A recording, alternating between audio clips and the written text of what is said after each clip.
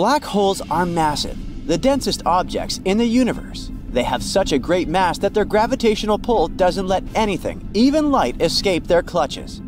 But in this terrifying world of black holes, there are monsters that are in a league of their own. Recently, astronomers discovered a black hole that is 33 billion times as heavy as our Sun. This space giant sits at the center of a supergiant elliptical galaxy called Abell 1201, which is located 2.7 billion light-years away from our planet. This black hole is so large it was given a rare designation, an ultra-massive black hole. No wonder. It's more than 8,000 times heavier than the supermassive black hole at the center of our home Milky Way galaxy. This ultramassive black hole was the first one to be discovered with the help of gravitational lensing. This method is based on the fact that very massive objects such as galaxies bend the light from a more distant object, magnifying it. A great thing about this method of research is that it allows astronomers to study inactive black holes too. It could help us detect loads of new black holes beyond our universe. That's what the area surrounding our galaxy is called. Probably it would help us find some exotic objects we've never seen before. Now, let's speak about another awesome instrument that efficiently helps us explore space, the James Webb Space Telescope. When it stares at young galaxies, which would look like mere red specks to you, it sees an astonishing number of cyclones churning at their centers. Those are black holes. Interestingly, giant black holes were believed to be big players in early cosmic history. But James Webb regularly finds an unexpected number of these beasts. For example, using the telescope, astronomers have detected a supermassive black hole from when our universe was less than 600 million years old. In universe terms, it's just a baby. This is the most distant actively feeding supermassive black hole ever observed. It's located at the heart of its host galaxy called Sears 1019.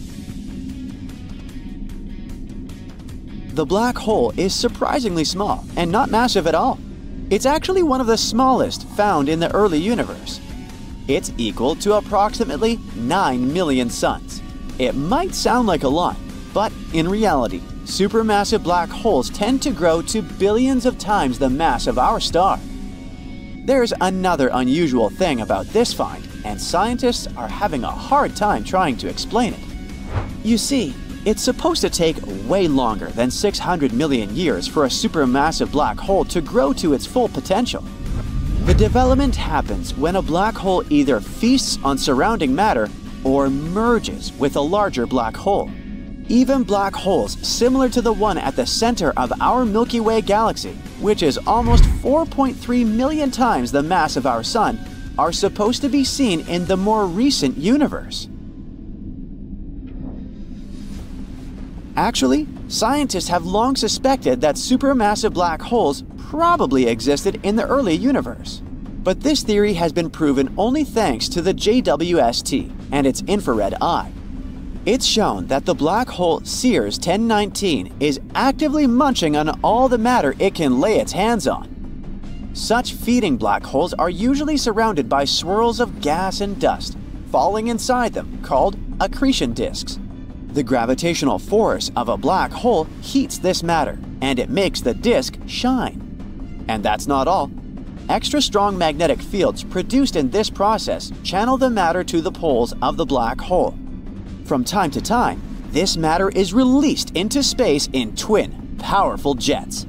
They move at a speed that is close to the speed of light, which generates incredibly bright light.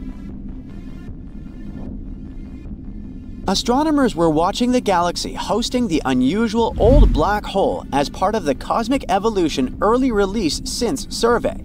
They saw the galaxy as it was when our 13.8 billion-year-old universe was just 570 million years old.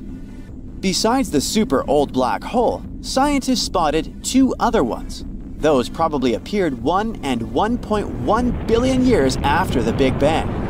They also discovered 11 ancient galaxies that existed between 470 and 675 million years after the beginning of cosmic history. Now, how about having a look at the biggest black holes astronomers have found so far and finding out what would happen to Earth if one of them was to enter the solar system? NGC 6166 is a monster that has grown to have a mass of 30 billion solar masses. It's an elliptical galaxy that has an active nucleus at the center. It's also one of the most luminous sources of X-rays. The galaxy's supermassive black hole powers two symmetric radio jets in the opposite direction, which is the result of the infall of gas into its center.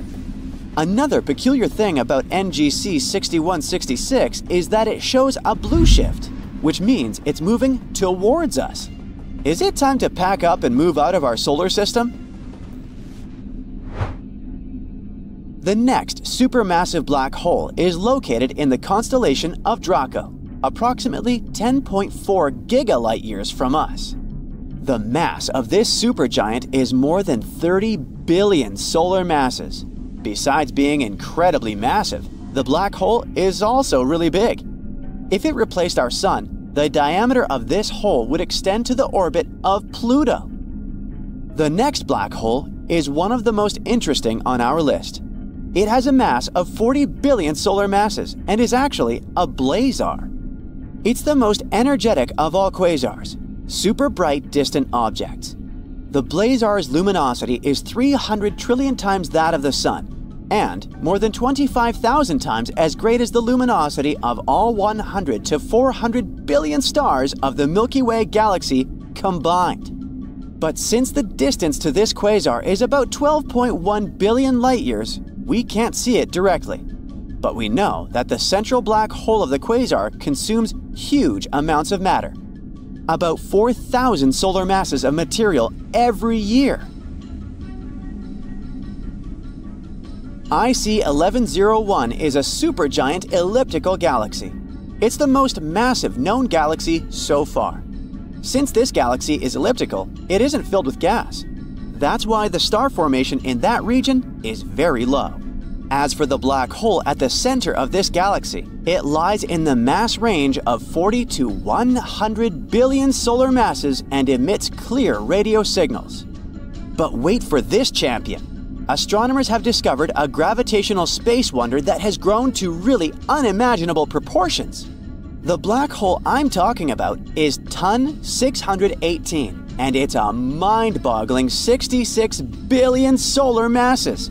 Yep, we've got another ultra-massive black hole here. Imagine gathering all the stars in our home Milky Way galaxy and squishing the matter they're made of into one black hole. And it still won't be enough to create a TON 618. If this monster of a black hole replaced the Sun, its radius would be more than 40 times the size of Neptune's orbit. You know that black holes are incredibly dense, but it doesn't mean they're some kind of space predators roaming galaxies and munching on everything they come across. TON 618, for example, still has a whole galaxy filled with stars and other stuff happily orbiting it without getting pulled inside. So the perception of black holes as giant vacuum cleaners is wrong. In reality, it's incredibly hard to grow a black hole. Try and you'll see.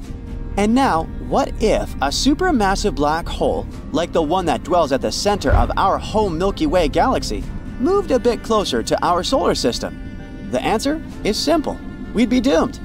The distance between this huge thing and Earth would be several dozens of light years, and still, it would wreak total havoc on our planet. Earth, along with other objects making up the solar system, would be tugged into the black hole's orbit and doomed to spin around it for eternity. But you can relax and breathe out. Such massive black holes stay away from us at the moment. Black holes are ruthless. They can swallow asteroids, comets, planets, and even stars. But can a black hole consume the entire universe? Almost any black hole was once a massive star that collapsed in on itself and became incredibly dense. Black holes have immense gravitational pull, Even light can't escape their clutches. The idea that a black hole can swallow the universe is based on a common misconception. People often think that black holes work like vacuums, pulling space inside. But that's not the case. Black holes can only swallow stuff that is extremely close, usually space objects venturing into their event horizon. That's a black hole's point of no return. Once you cross this border, there's no escape. The event horizon for a black hole with the mass of our sun could extend a mere 2 miles. If a tiny black hole had a mass of our planet, its event horizon wouldn't stretch for more than a couple of inches. It would be the size of your thumb, no more. But a black hole's gravity still affects the stars and planets surrounding it. It might make them orbit, just like the black hole at the center of the Milky Way galaxy does. But the hole doesn't swallow them. If our sun somehow transformed into a black hole with the same mass, which is highly unlikely, Earth wouldn't feel any difference in the gravitational force influencing it. Our planet wouldn't change its orbit or hurtle toward the newly born black hole. Of course, it would get very dark and freezing cold, but being pulled inside a black hole wouldn't be a concern. Plus, most black holes are quite small. A black hole can only swallow a star if the said star is aimed almost directly at the black hole. Theoretically, it might happen. But according to space experts, for the sun to get swallowed up by a black hole at the center of our home Milky Way galaxy, a truly enormous amount of time would be needed. After all, the star's orbit would need to line up with the black hole in a very precise way. Even the largest black hole in the universe that we know about, a space titan called Ton 618, seems to be near the theoretical limit of how large black holes can grow. This limit is determined by the fact that black holes release tons of radiation while developing. This radiation heats up and ionizes the matter surrounding the black hole, which makes it more difficult for the dust and gas to cool down and fall into the black hole. As a result, it slows down the rate at which the black hole can feed. We can probably say that this self-regulation stops black holes from gobbling down entire galaxies, let alone the whole universe. And we shouldn't forget about the expansion of the universe either. Objects in space move farther apart, which makes it less likely for them to collide or get captured by a black hole. If a black hole were to consume the entire universe, it would require a tremendous shift in the direction in which space seems to be moving.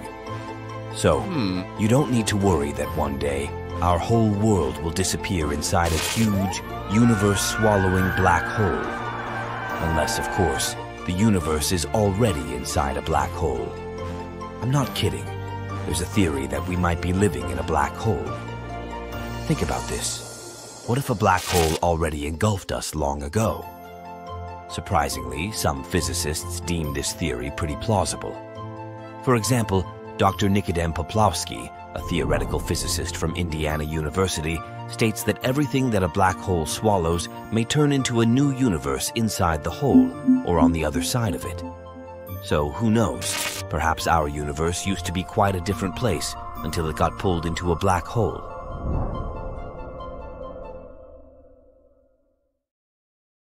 Stellar mass and intermediate mass black holes form when huge stars can't support nuclear fusion anymore and collapse, unable to withstand their own gravity. But it's not so clear with supermassive black holes. The mechanism of their formation is still unknown, since there seem to be no stars large enough to directly collapse into such a giant black hole.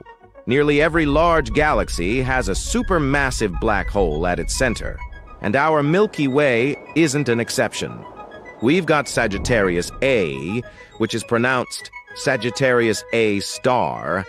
This space monster is mostly dormant and rarely wakes up to munch on gas and dust, and still, its mass is millions of times that of the Sun. To be precise, almost 4.5 million times.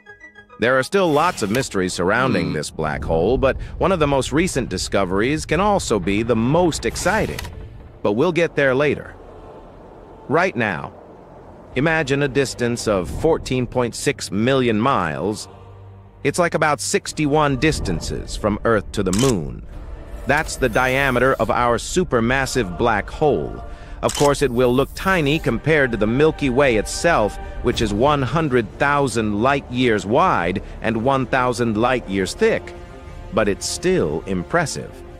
At the same time, Sagittarius A is dwarfed by a disk of gas surrounding it. It extends for a whopping 5 to 30 light-years and occasionally feeds the black hole. When it happens, faint flashes of X-rays are produced. The disk, known as the accretion disk, is also responsible for X-ray emissions triggered by friction. This friction can make the temperatures inside the disk go as high as 18 million degrees F. And now the coolest part. The supermassive black hole at the heart of our galaxy is not just spinning, it's doing so at almost maximum speed, dragging everything close to it along for the ride. Scientists have calculated the rotational speed of Sagittarius A with the help of NASA's Chandra X-ray Observatory. Normally, the spin speed of a black hole is given a value from 0 to 1, with 1 being the highest rotational speed. Speaking of our supermassive black hole, its rotational speed is between 0.84 and 0.96. That's close to the top limit, defined by a black hole's width. Now, the spin of a black hole is very different from that of other space bodies. Solid objects, like planets, moons, or asteroids, have physical surfaces.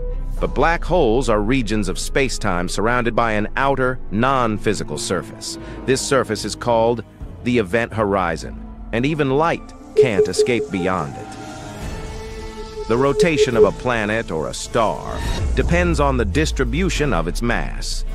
At the same time, the rotation of a black hole is governed by its angular momentum. The extreme gravitational forces next to a black hole cause space-time to become slightly curved and twisted. It forms what we know as the ergosphere. This notion is unique to black holes and never occurs around relatively solid space bodies like planets or stars. In other words, when black holes spin, they twist up the very fabric of space-time, dragging along the ergosphere and everything it contains. This phenomenon is known as frame dragging. Come to think of it, the name does make sense. Thanks to this dragging, we can observe weird visual effects around black holes. The theoretical maximum speed of a black hole is determined by how it grows after feeding on matter. As something falls into a black hole, it increases its spin. Plus, we should take into consideration the mass of a black hole. The more massive it is, the higher its gravitational pull is.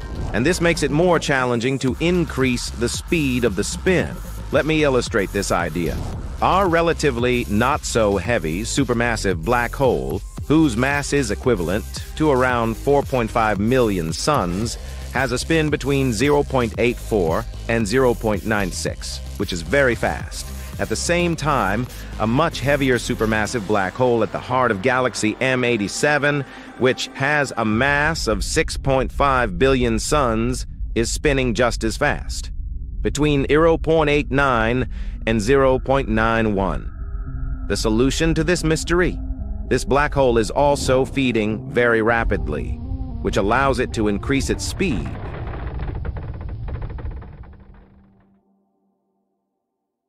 Black holes are terrifyingly dense space objects, pulling inside everything that comes too close.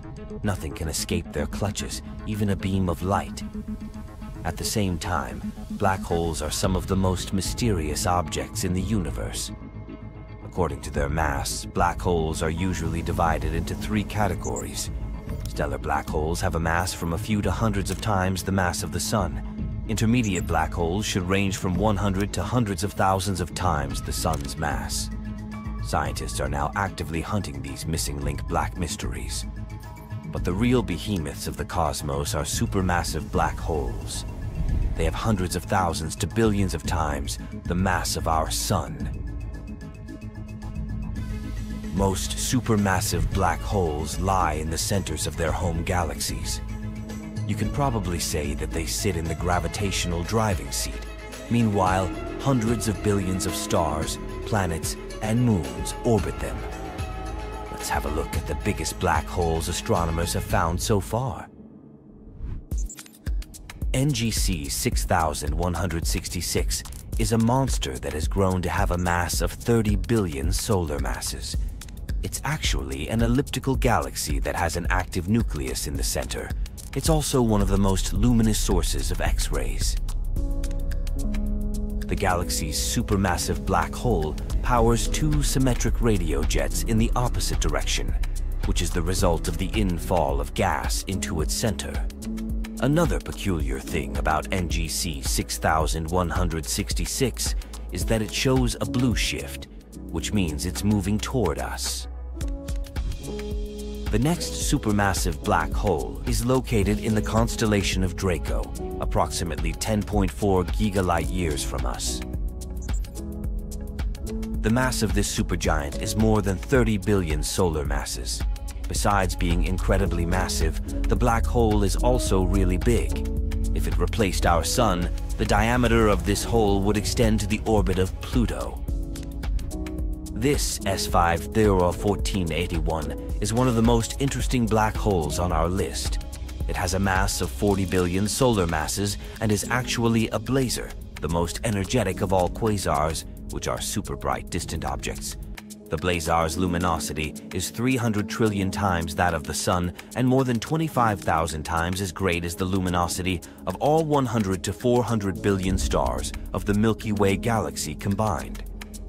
But since the distance to this quasar is about 12.1 billion light-years, we can't see it directly. But we know that the central black hole of the quasar consumes huge amounts of matter, about 4,000 solar masses of material every year. IC 1101 is a supergiant elliptical galaxy. It's the most massive known galaxy so far. Since this galaxy is elliptical, it isn't filled with gas. That's why the star formation in that region is very low. As for the black hole at the center of IC 1101, it has a mass of 40 to 100 billion solar masses and emits clear radio signals. Recently, astronomers have discovered a gravitational space wonder that is swollen to really unimaginable proportions. The black hole I'm talking about is TON 618, and it's a mind-boggling 66 billion solar masses. The thing is so massive that astronomers had to think of a new term to describe it. They came up with an ultramassive black hole. Imagine gathering all the stars in our home Milky Way galaxy and squishing the matter they're made of into one black hole, and it still won't be enough to create a TON 618. If this monster of a black hole replaced the Sun, its radius would be more than 40 times the size of Neptune's orbit. You probably know that black holes are made of matter packed together as densely as possible. And still, it doesn't mean that black holes are some kind of space predator, roaming galaxies and munching on everything they come across. TON 618 still has a whole galaxy filled with stars and other stuff happily orbiting it without getting pulled inside. What I want to say is that the perception of black holes as giant vacuum cleaners is wrong. In reality, it's incredibly hard to grow a black hole. Try to do it and you'll see. How about going deep, deep into the past?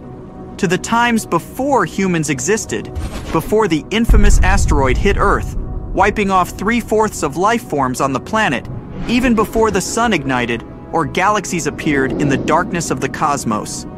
So, before light could even shine, there was the Big Bang. It happened 13.8 billion years ago. But what was before that? Some scientists are sure that there was no before. Time started ticking as soon as the Big Bang occurred. We're unlikely to ever figure out what reality was like before that, if any. This is beyond human understanding, but there are those who disagree. Some unconventional scientists theorize that just a moment before the Big Bang, all the energy and mass of the nascent universe could be compacted into an insanely dense but still finite speck. Let's imagine it as a seed of a new universe. And this seed, a chunk of essential material, compressed and hidden in a protective shell, was created nowhere else but inside a black hole. Black holes spin incredibly fast, probably close to the speed of light. Such a spin can give the tightly compacted seed a ginormous amount of torsion. So the seed isn't just tiny and extra heavy, it's also compressed and twisted, which means that it can suddenly unspring with a big bang. Now, let's say you add up the energy and mass of all the particles the visible universe contains. And then you try to figure out the answer to the following question. How big could the event horizon of a black hole with the same mass be? The event horizon is the point of no return. Once you cross this invisible line, there's no way back, even for light. But let's get back to our question. Shockingly, such an event horizon would be very close in size to the actual horizon of the observable universe. There's also this idea that became well known thanks to Stephen Hawking. According to it, every time a black hole appears in our universe, it probably gives rise to a baby universe. But you would only be able to visit such a universe if you crossed the event horizon and plunged inside the black hole. And as you know, once you did it, you wouldn't be able to return. In other words, right now, we might be living in a baby universe. But if some outsider is observing us at the moment, our world looks to them like a regular black hole. So in short, there could be a very old mother universe that forged a seed inside a black hole. This seed had its big bounce all those billions of years ago, and as a result, our universe came into existence. But even though since then it has kept growing and expanding, we might still be hidden behind the event horizon of our home black hole. There's also another idea. According to string theory, there's a multiverse of universes. Imagine our universe as a soap bubble. This bubble keeps expanding, and we live on its surface. String theory claims that our bubble isn't unique. There might be other bubbles out there, and all these bubbles move around, collide, sprout, or bud baby bubbles. In short, live their life. If we follow this theory, we might suppose that black holes are one-way doors between universes. And if you accidentally tumbled down the black hole in our home Milky Way galaxy, you'd end up in another universe. Or rather, not you, but what's left of you after falling through the insane weirdness of the black hole. In this case, this second universe wouldn't be inside ours. It would exist separately, and the black hole would merely be the link connecting them, like a shared route between two aspen trees. Whatever the truth, the danger is still there, lurking in the shadows. What if the black hole we live in decides to collapse? What if it pulls us deeper inside? Or if our world is just a bubble among trillions of other bubbles? What if it bursts one day?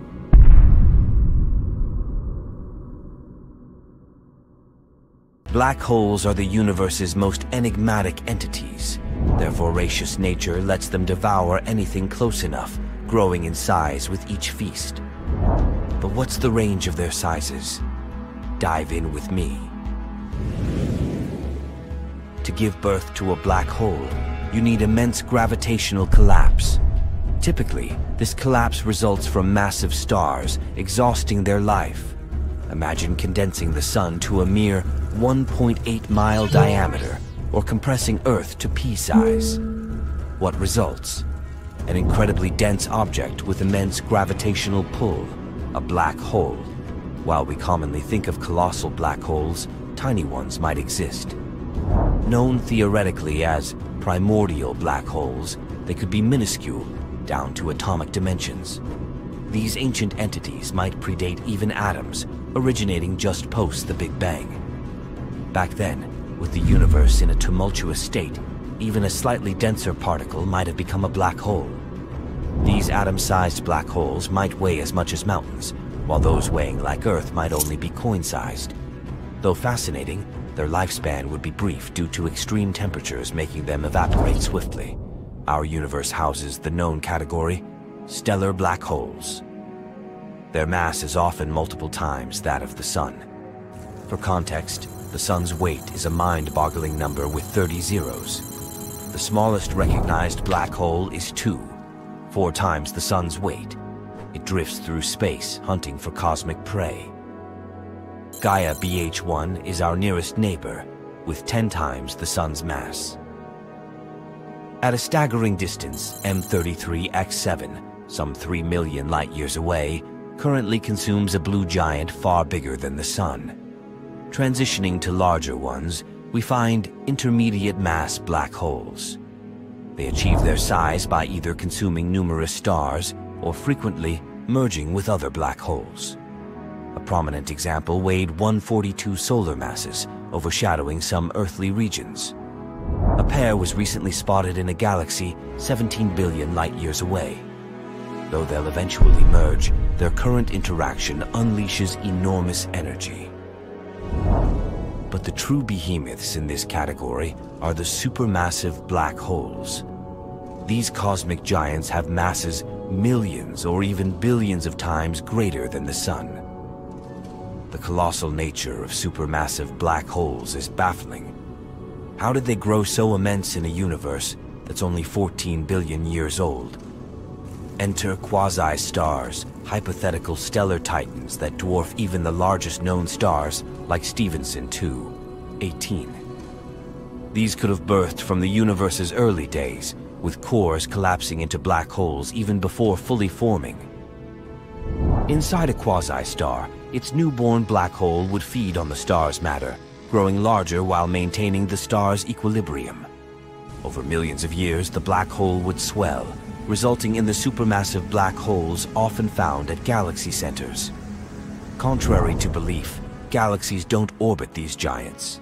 For instance, our Milky Way's heart houses Sagittarius A, a 4 million solar mass black hole, just 17 times the Sun's size. However, not all black holes are dormant. The one in BL Lacertae gobbles up vast quantities of gas and dust. Then there's the black hole in Messier 87, captured in humanity's first black hole image, capable of swallowing our solar system up to the Orion Belt. But the universe harbors even grander entities, ultramassive black holes. These monsters outshine thousands of galaxies, drawing in everything in their vicinity. OJ 287 Center features one weighing 18 billion solar masses, so vast another black hole orbits it. Lastly, meet TON 618, the universe's largest known object, with a mass surpassing 66 billion suns. Its brightness exceeds 100 trillion stars, illuminating even from 18 billion light-years away. The enigma? We're observing TON 618 from 10 billion years ago. Its current size remains an awe-inspiring mystery, likely magnitudes larger than our last glimpse. The James Webb Space Telescope has recently discovered the oldest black hole ever found. It's an ancient monster as massive as 1.6 million suns, and it's lurking 13 billion years in the past at the center of an infant galaxy. This supermassive black hole appeared a mere 440 million years after the beginning of the universe. But it's just one of the countless black holes that inflated to terrifying scales during the dawn of the cosmos. It's the period about 100 million years after the Big Bang. That's when the young universe started to glow for 1 billion years. This discovery of the universe's oldest black hole can provide astronomers with the answers to some vital questions. For example, how could these space whirlpools balloon in scale so fast after the universe began? Or how did they appear in the first place? You see, black holes in the early universe couldn't grow as quietly and steadily as many modern black holes do. They were bound to experience some peculiar formation and growth. At the same time, closer to the present day, black holes are believed to be born from the collapse of ginormous stars. They grow by munching on gas, dust, stars, and other black holes non-stop. The friction created in the process makes the material, spiraling into a black hole, heat up, and it emits light that can be detected by our telescopes. To spot the oldest black hole, scientists used 2 infrared cameras, the JWST's mid-infrared instrument and near-infrared camera. They used the camera's built-in spectrographs to break down the light it had been recording into its component frequencies.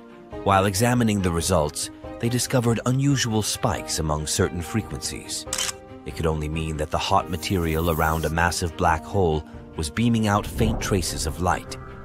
One of the most popular explanations for how ancient black holes grew so rapidly is that they appeared after sudden collapses of colossal gas clouds.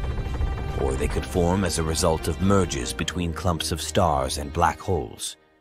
There's also a possibility that some of the oldest black holes could have been seeded by hypothetical primordial black holes.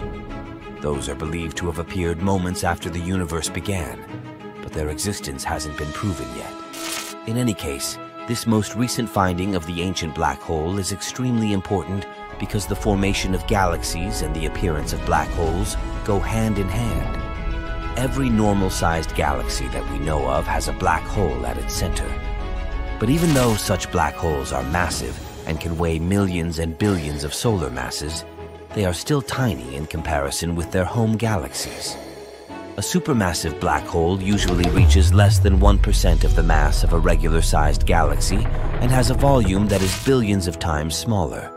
And still, somehow, supermassive black holes can influence galaxies, controlling the formation of stars for billions of years. The thing is, black holes exert an enormous gravitational pull on their surroundings. Any gas, dust, and stars that come too close to a black hole find themselves trapped. A lot of material crams into the space around the black hole and heats up, because that's what materials do when compressed. Soon, everything around the black hole flattens into a thin disk, which is called the accretion disk, and starts swirling around the black hole. Astronomers believe that this process is behind the mysterious relationship between black holes and their host galaxies. It's a connection between the mass of the supermassive black hole and the velocity dispersion of the gas in the galactic core. This cycle also controls the rate of star formation, which is a crucial element of the evolution of galaxies. If this delicately balanced process goes off kilter, the outflows from black holes can get too strong, not only heating the gas in a galaxy, but also removing it altogether. And then, the formation of stars doesn't simply slow down, it stops completely. Major galactic merger events can lead to such dramatic consequences because too much material falls into the central black hole too fast. If you somehow fell into a black hole, it might change your future and erase your past. Well, at least theoretically. Let's start with the real world we live in. Here on planet Earth, your past can definitely define your future. But imagine you're not on Earth, but somewhere out there in the endless universe, and you stumble upon a certain type of black hole. The one that a UC Berkeley mathematician found. Not to mix it with a regular black hole. Let's call this type... what about a benign black hole, huh? So here's why you need a specific black hole. Thing is, you're highly unlikely to stay alive in a regular black hole. But according to some calculations made by a postdoctoral fellow, Hintz, from UC Berkeley, this specific type of black holes we agreed to call benign ones might expand at an accelerating rate. This is what makes it possible to survive the transition from our deterministic world to a black hole, which is not deterministic. Let's imagine you survived that passage, and now you're moving towards the center of a benign black hole. It's impossible to picture what's inside, and if you, as a traveler, could actually get into a black hole, you'd never be able to communicate to the outer world what interesting things are hidden in it. But it's not what interests us for now. We need to know how to get rid of the past. Hintz, the mathematician you already know, studies non-rotating black holes that have an electric charge. The most important thing about them is that besides the event horizon, they also have the Cauchy horizon. And here's the point. The Cauchy horizon is the place where so-called determinism simply breaks down.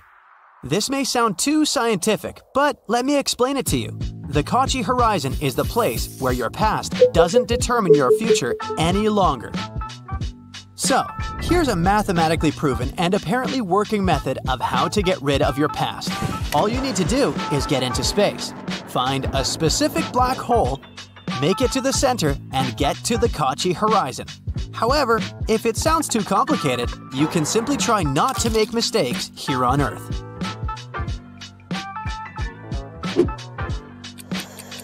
Yeah, ideas like your past gets cancelled, you have an infinite amount of options of how your future will evolve, and all that jazz sounds as unrealistic as they are appealing.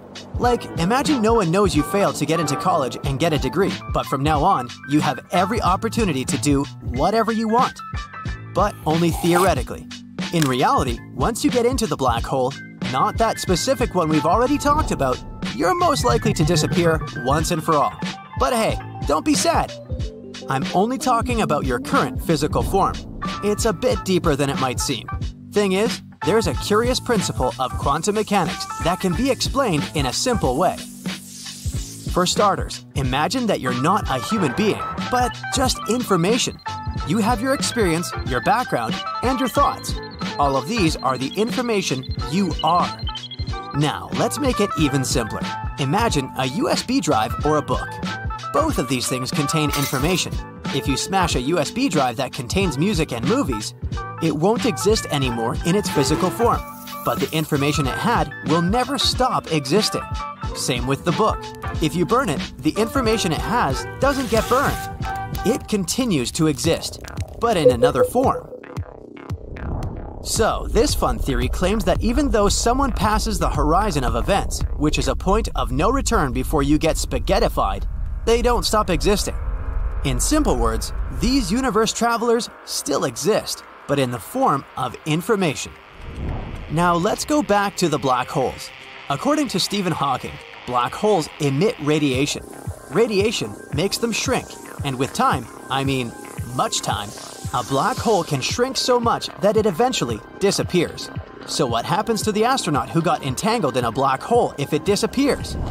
Nope, they won't be ejected from the black hole in the way they used to exist. However, they will still be ejected from there, but in the form of Hawking radiation. But it's just a theory. Right, you remember that no one knows exactly what happens in the black hole? Another theory says that what happens in the black hole doesn't really stay in the black hole. Sounds like a good alternative to Las Vegas if all the flights for the weekends have been booked. Some scientists believe that a black hole might have a portal where you can turn back time. According to this theory, there's a white hole at the end of a black hole. If you get there, you can undo things. Like, you broke your mom's favorite vase? Hop into the white hole and it'll be as good as new there. You cooked a scramble and made a fresh orange juice, but somehow lost your appetite. It's not a problem if you cook it inside a white hole. Voila! The eggs are unbroken. The oranges are uncut and juicy again. No more food waste.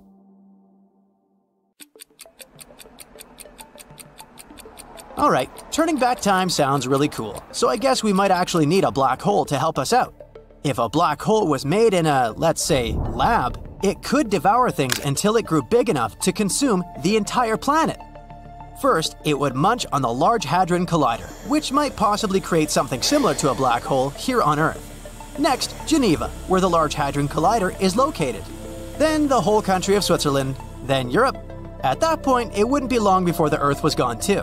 Luckily, if a black hole did appear, it would be so small that it wouldn't be able to do anything. Black holes actually produce a lot of energy and release it, often as heat, like a furnace. That means they will fade away when they run out of fuel.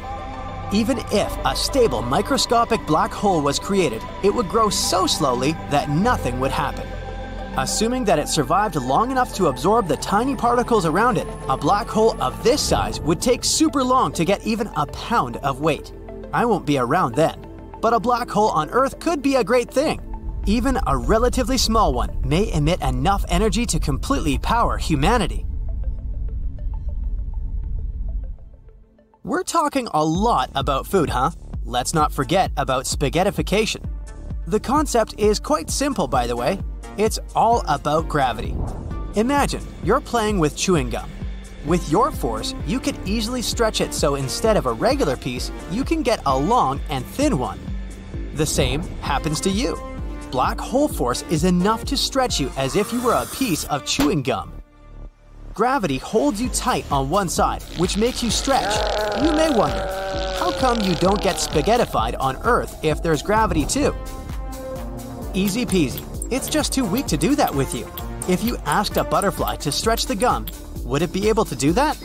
Not likely. Their tiny limbs are just too weak. Same here. The Earth is just too weak compared to a black hole. So, if you were wondering whether you'll ever reach 6'6", it may never happen on Earth. But once you're in a black hole, you can go far beyond those mere 6'6". Your best height moment won't last long though. If you stretch the chewing gum at one moment, it will simply tear apart. The same will happen to you because of spaghettification.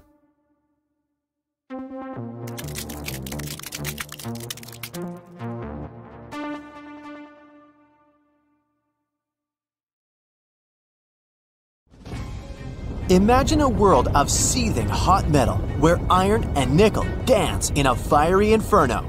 This is the inner core, the heart of our planet. But what if this very heart was changing? The latest research suggests that the Earth's inner core may be slowing down and even reversing its rotation. Is this a sign of the end of times? Will the Earth come crashing down on itself? Let's find out. Imagine you have a giant onion, and every layer represents a different layer of the Earth. The center of this onion, the part you can never reach, represents Earth's core. It's like a mysterious land that no one has ever set foot on, yet scientists have been trying to uncover its secrets for centuries. Imagine diving deep into the center of the Earth, beyond the crust, the mantle, and finally 1,800 miles below the surface where you'd reach the inner core. It's a ball of seething hot metal made up of solid iron and nickel, and it's so hot it glows a brilliant white. It's also surrounded by a liquid outer core. This mysterious place is unlike anything else on our planet. And get this, it's spinning on its own axis. The inner core is like a fire tornado that's constantly swirling, generating heat and energy from the inside out. But why is it so important to study this little piece of the Earth? Well, it's responsible for creating our magnetic field. This magnetic field is important to study because it protects us from harmful radiation from the sun. It's created by the movement of molten metal in the Earth's outer core and the spinning of the Earth. These movements generate electrical currents, which then create the magnetic field. It's like a shield that protects us and helps us keep our planet healthy and safe. But there's still so much we don't know about the inner core. For example, how did it form? Scientists believe it started to solidify about 1 billion years ago. But why did this happen? What was the trigger? Or, for example, what about the inner core's crystal structure? It's thought to be a type of iron called hexagonal close-packed iron, but we still don't know if it's actually the case. In other words, we may have many theories, but unfortunately, there's no way to confirm them, at least for now. So how do scientists study the inner core if no one can go there? They use seismology. Seismology is like a sonic scanner for the Earth. You send sound waves through the Earth and measure how they bounce back to see what's inside. That's basically how we discovered the inner core way back in the 1930s. Imagine you're listening to the sound waves with your special seismology machine. Suddenly, you hear a strange sound like a ping. It's different from the other sounds you've been hearing, and you can't explain why. You keep listening and you hear the ping again and again. You start to realize that this ping is happening every time the sound wave hits the Earth's center. You study the data more and more, and finally, you figure it out. The Earth has a solid core. This discovery was a big breakthrough and helped us better understand what's inside our planet and how it works. Right now, scientists also use something like this to study what's inside our planet. When earthquakes occur, waves travel through the Earth and bounce off different layers, including the inner core. By studying these waves, scientists can learn about the inner core's properties, such as its density and temperature. They're basically solving a mystery by piecing together tiny clues. And every new discovery brings us one step closer to understanding it. The inner core is a unique and fascinating part of our planet. It's a place where the laws of physics work in different ways than they do on the surface. And it's a place where scientists are still trying to unravel its many mysteries. And here's one of them. For some reason, the heart of our planet is about to stop spinning. A new study about this was published in Nature Geoscience. It was made by the researchers at Peking University in China. It has revealed a huge twist. The scientists found that the inner core spin rate has slowed down significantly. It's something that no one expected. But according to the results of their study, the slowing down began all the way back in 2009. And that's not all. Their results also suggest that the inner core may be reversing its rotation. That's right. This hot ball of iron and nickel that has been spinning around for millions of years may be slowing down and changing direction. It's like when a spinning top starts to slow down, except this is happening in the center of our planet. Scientists have been puzzled over the discovery for quite some time now. So, what does it all mean? And why is this happening? Well, it turns out that there might be a larger pattern at play. The scientists believe that this change in the inner core's rotation may be due to the influence of Earth's mantle and the magnetic field of Earth's outer core. The mantle and the outer core are affecting the inner core, which is causing its spinning rate to slow down and potentially change direction. Before this study, scientists thought that the inner core was spinning faster than the Earth's crust. However, this new information suggests that the inner core may be slowing down due to the gravitational effect of the Earth's mantle and the magnetic field of its outer core. But here's where it gets even more interesting. When researchers took a closer look at data stretching all the way back to the 1960s, they discovered that the rotation of Earth's inner core was consistent from the late 1970s to the early 2000s. Before that, they found that another possible slowing down or reversal event may have occurred in the early 1970s. It's like the inner core spin is like a roller coaster ride, speeding up, slowing down, and possibly reversing course over a period of time. The researchers estimate that these switches occur every 7 decades or so, which is pretty wild. But why is it happening? Unfortunately, we still have no idea. The exact reasons for why the Earth's inner core sometimes stops and starts spinning in another direction aren't yet well understood. However, scientists believe that it may be due to complex interactions between the solid inner core and the surrounding molten outer core. A lot of different things can be at play here. The changes in the temperature, pressure, and composition of the core, as well as the movement of material within the core itself, and so on. Also, as we said before, the Earth's magnetic field and the gravitational forces from the surrounding mantle might also play a role here. We need further research to fully understand the mechanisms behind the inner core's rotation changes. So, is the world ending? Fortunately, no, not just yet. While the inner core is changing direction right now, it's not the end of the world as we know it. And even though findings may seem like a huge deal, life on Earth's surface hasn't been impacted much, if at all. In fact, it's just a fascinating part of the Earth's inner workings that we're learning more about every day. So, you can say with relief, nothing cataclysmic is happening. Moreover, according to Hrvoje Kalsic, a geophysicist at Australian National University, the inner core is now more in sync with the rest of the planet than a decade ago when it was spinning a bit faster. All in all, this new study has added a strange twist to the story of Earth's inner core, and scientists believe that there's still much more to discover about this mysterious place. Who knows what other secrets lie in the heart of our planet? The possibilities are endless, so let's keep researching and enjoy our time on this amazing planet. What happens when a star runs out of its fuel? First of all, paradoxically, it grows to 1,000,000 times its original size. You see, when the core of a star runs out of hydrogen, it starts contracting under the weight of its own gravity. But some hydrogen fusion continues in the upper layers. While the core contracts, it heats up. This causes the upper layers of the star to heat up too and expand. The radius of the star increases. As the star grows, it engulfs any matter, even its own planets, in its wake. Astronomers have watched stars right before or straight after swallowing entire planets, but until recently, they have never seen the process itself. Scientists from different universities have reported that for the first time in history, they've observed a star swallowing a planet. And this tragic event happened not somewhere in a faraway galaxy, but in our own Milky Way, some 12,000 light-years away from us. Astronomers spotted an outburst from a star, which is around 0.8 to 1.5 times the mass of our Sun, near the eagle-like constellation Aquila. It became over 100 times brighter than usual in a mere 10 days. And after that, it quickly faded away. Even more interesting, this white-hot flash was followed by a longer-lasting signal that was also colder than the first flash.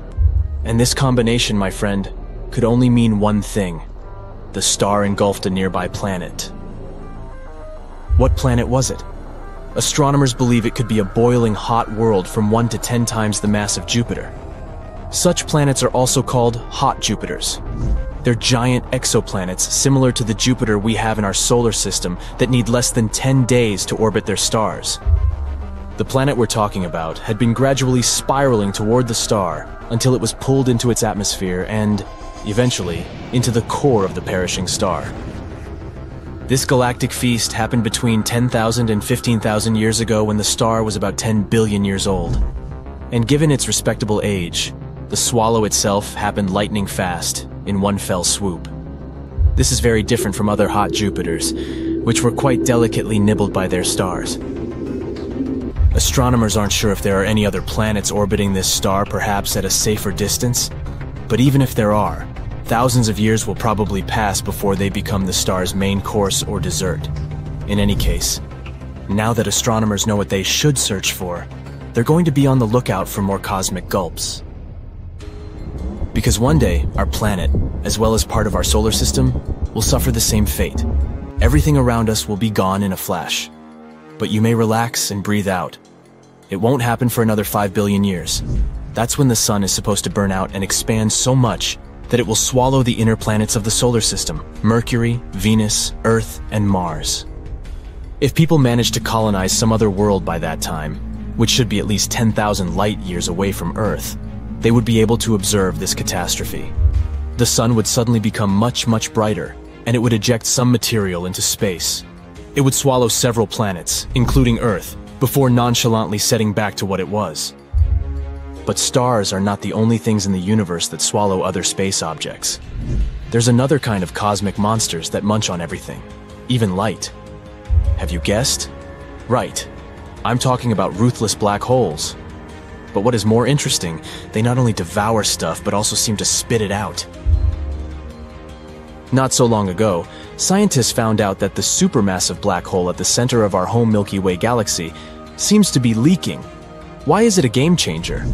Because it might mean that this black hole, called Sagittarius A*, whose mass is 4.1 million times the mass of our Sun, isn't a sleeping giant as previously thought. It might still be active, and this leakage may be the whole hiccuping while swallowing clouds of gas. During the research, the team of astronomers used the Hubble Space Telescope. It helped them spot a jet that looked like a blowtorch. It was pushing into clouds of hydrogen at the center of our galaxy. The jet seemed to spew gas like a hose directed into a pile of sand. This often happens around active black holes, surrounded by the material, pulled toward them by their immense gravitational pull. Some of this material gets into the black hole, but a small part of it gets swept outward by powerful magnetic fields. The research suggests that when a giant gas cloud gets too close to our supermassive black hole, it gets swallowed, and then the hole belches mini jets of matter. Fermi bubbles might be the result of the belches that happened around 2 to 4 million years ago. But recently, scientists have discovered another giant glowing bubble of hot gas. It aligned with the jet stretching for 35 light years or more from the supermassive black hole. Astronomers suspect that the jet could have plowed into this bubble of gas and inflated it. Now I'll tell you something even creepier. There seem to be black holes that might be eating each other. Well, kind of. They're actually trying to share their meal at the moment, but who knows what will happen in the near future. But let me go into detail. Astronomers have spotted 2 supermassive black holes, feasting on the cosmic material of 2 merging galaxies in distant space. These giants have been located with the help of the Atacama Large Millimeter Submillimeter Array of Telescopes, also known as ALMA. These telescopes are in northern Chile's Atacama Desert. Scientists originally used them to watch 2 merging galaxies located about 500 million light-years away from Earth. Astronomers have also noticed that 2 gigantic black holes were growing alongside each other not far from the center of the coalescing galaxy, UGC 4211. Apparently, these black holes came across each other when their host galaxies collided. One of the black holes is around 200 million times the mass of our Sun, and the other is a bit smaller, about 125 million times the mass of our star. Even though they aren't visible directly, the black holes are surrounded by bright clusters of warm, glowing gas and stars. All of this has been tugged close by the black hole's gravitational pull. Times will pass, and these black holes will start circling each other, and eventually they will collide, creating one, probably even bigger black hole. Scientists have been observing these black holes across multiple wavelengths of light and have come to the conclusion that they are kinda unique.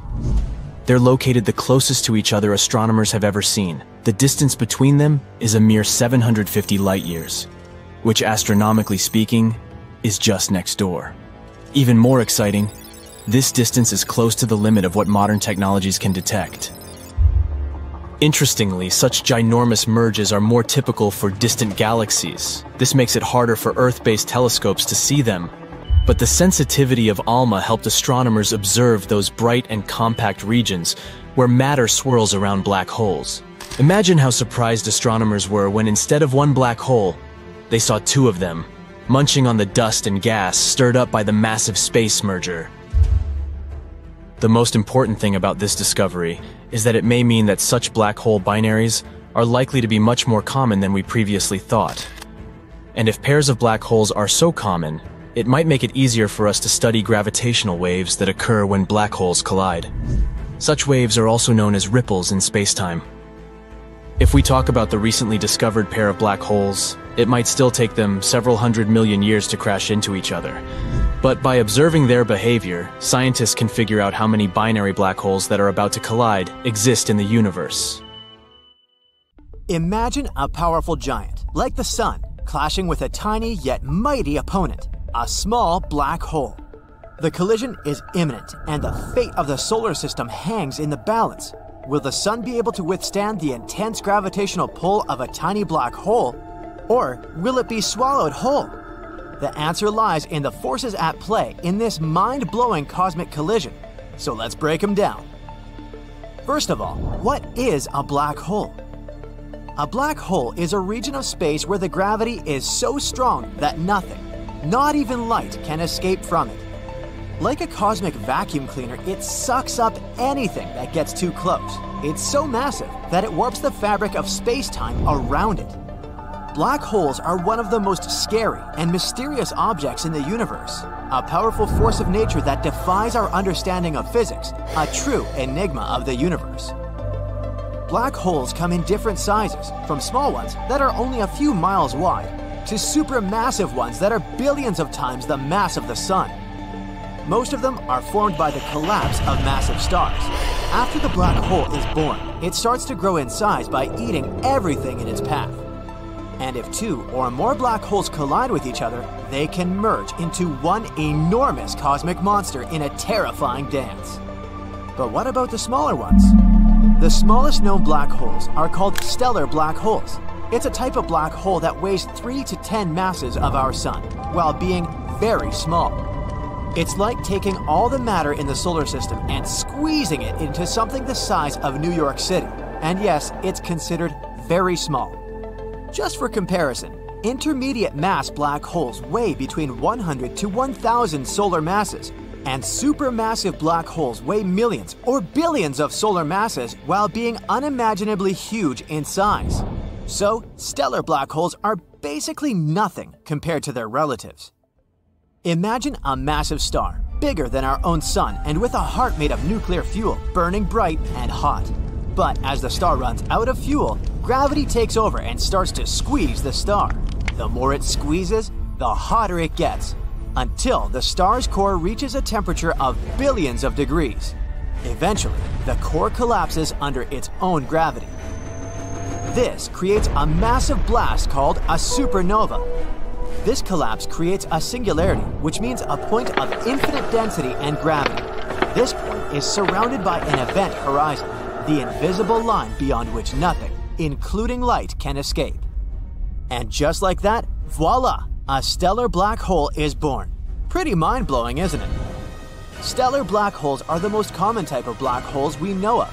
These guys can be found all across our galaxy. So, what are the chances that such a little monster will come for our sun? And in that case, what will happen to us? Well, actually, the likelihood of the sun colliding with any black hole is incredibly small. It's almost impossible for it to happen. Even though stellar black holes are the most common type of black holes in our universe, they aren't common at all. The chances of the sun and some black hole crossing paths is so rare, it's basically like winning the intergalactic lottery. Only this win wouldn't be that pleasant. For 2023, the closest known black hole in our solar system is Gaia BH1. It's about 10 times heavier than our sun, and even this one is about 1,600 light-years away from us, which is a quadrillion miles. So, it's safe to say that our sun is not going anywhere anytime soon. But never say never, right? Just like with any astronomical event, we need to understand the different ways something like this could happen. For example, it would be possible if a rogue black hole passed through our solar system, much like a comet or asteroid passing by. Unfortunately, unlike comets and asteroids, black holes are invisible and can only be detected by their gravitational pull. So it's not like we'd see a big, ominous black hole hurtling towards us. Rather, we'd only know it was there if it caused some sort of disturbance in the orbits of nearby objects. So what now? We know that the sun is a massive, luminous star at the center of our solar system. It's about 4.5 billion years old and has enough fuel to last for another 5 billion years. This star is so big that it's hard to even comprehend its size. In fact, if you were to put all the planets in our solar system inside of it, there would still be room for more. And it's so massive that it contains almost 100% of the total mass of the solar system. So it's hard to imagine how some insignificant small black hole thousands of times smaller than this star can devour it. And you're right, it won't. Well, at least not completely. So imagine if a rogue black hole arrived in our solar system and has begun to approach the sun. As it gets closer and closer, the black hole's immense gravity will start to pull the material from the surface of the sun. The sun would start to get stretched and distorted. This is called spaghettification. Imagine a rubber band being stretched until it snaps. That's kind of what would happen to it. This gathered material will form a swirling disk around the black hole, called an accretion disk. As more and more material is pulled in, the disk will heat up and start emitting intense radiation. And as the sun gets pulled in, it would start to release massive amounts of energy in the form of light and heat. The sun would become much brighter and hotter than before. The sun's outer layers would be vaporized, creating a massive cloud of gas and dust that would expand outwards. It would be like a cosmic fireworks show, but with terrible consequences. Even though it would be one of the most spectacular views in the universe, we wouldn't be able to see it. As you might have guessed, the Earth would be in for a really rough time. The intense radiation and solar material would cause massive wildfires, and the intense heat would vaporize the oceans. The Earth would be bathed in a constant stream of high-energy particles, and the atmosphere would be ionized. In short, the chances of any life surviving would be close to zero. And this collision would have far-reaching consequences not only for the Earth, but for the entire solar system. The intense radiation and heat would vaporize everything in its path. All the planets would be destroyed. Now, the sun being a larger object than a typical star wouldn't be completely devoured by the black hole, but it would be significantly distorted and disrupted. The intense gravity of the black hole would cause the sun's outer layers to be pulled away, creating a massive blast called a tidal disruption event. But either way, in the end, the black hole would win. It would grow in size, and a new accretion disk would form around it. As we've seen, the collision of the sun with a black hole, whether it be a tiny or stellar one, would be an epic and catastrophic event. But thankfully, as we've already mentioned, the likelihood of such a collision happening is extremely low. However, that doesn't mean we should stop studying black holes and their potential impact on the universe. The more we learn about these mysterious objects, the better equipped we'll be to understand and predict their behavior. So, let's keep researching, exploring, and observing the depths of space. And who knows, maybe one day we'll come across a black hole that's just too curious and gets too close to the sun. Let's hope by that time we will already be living on other distant planets.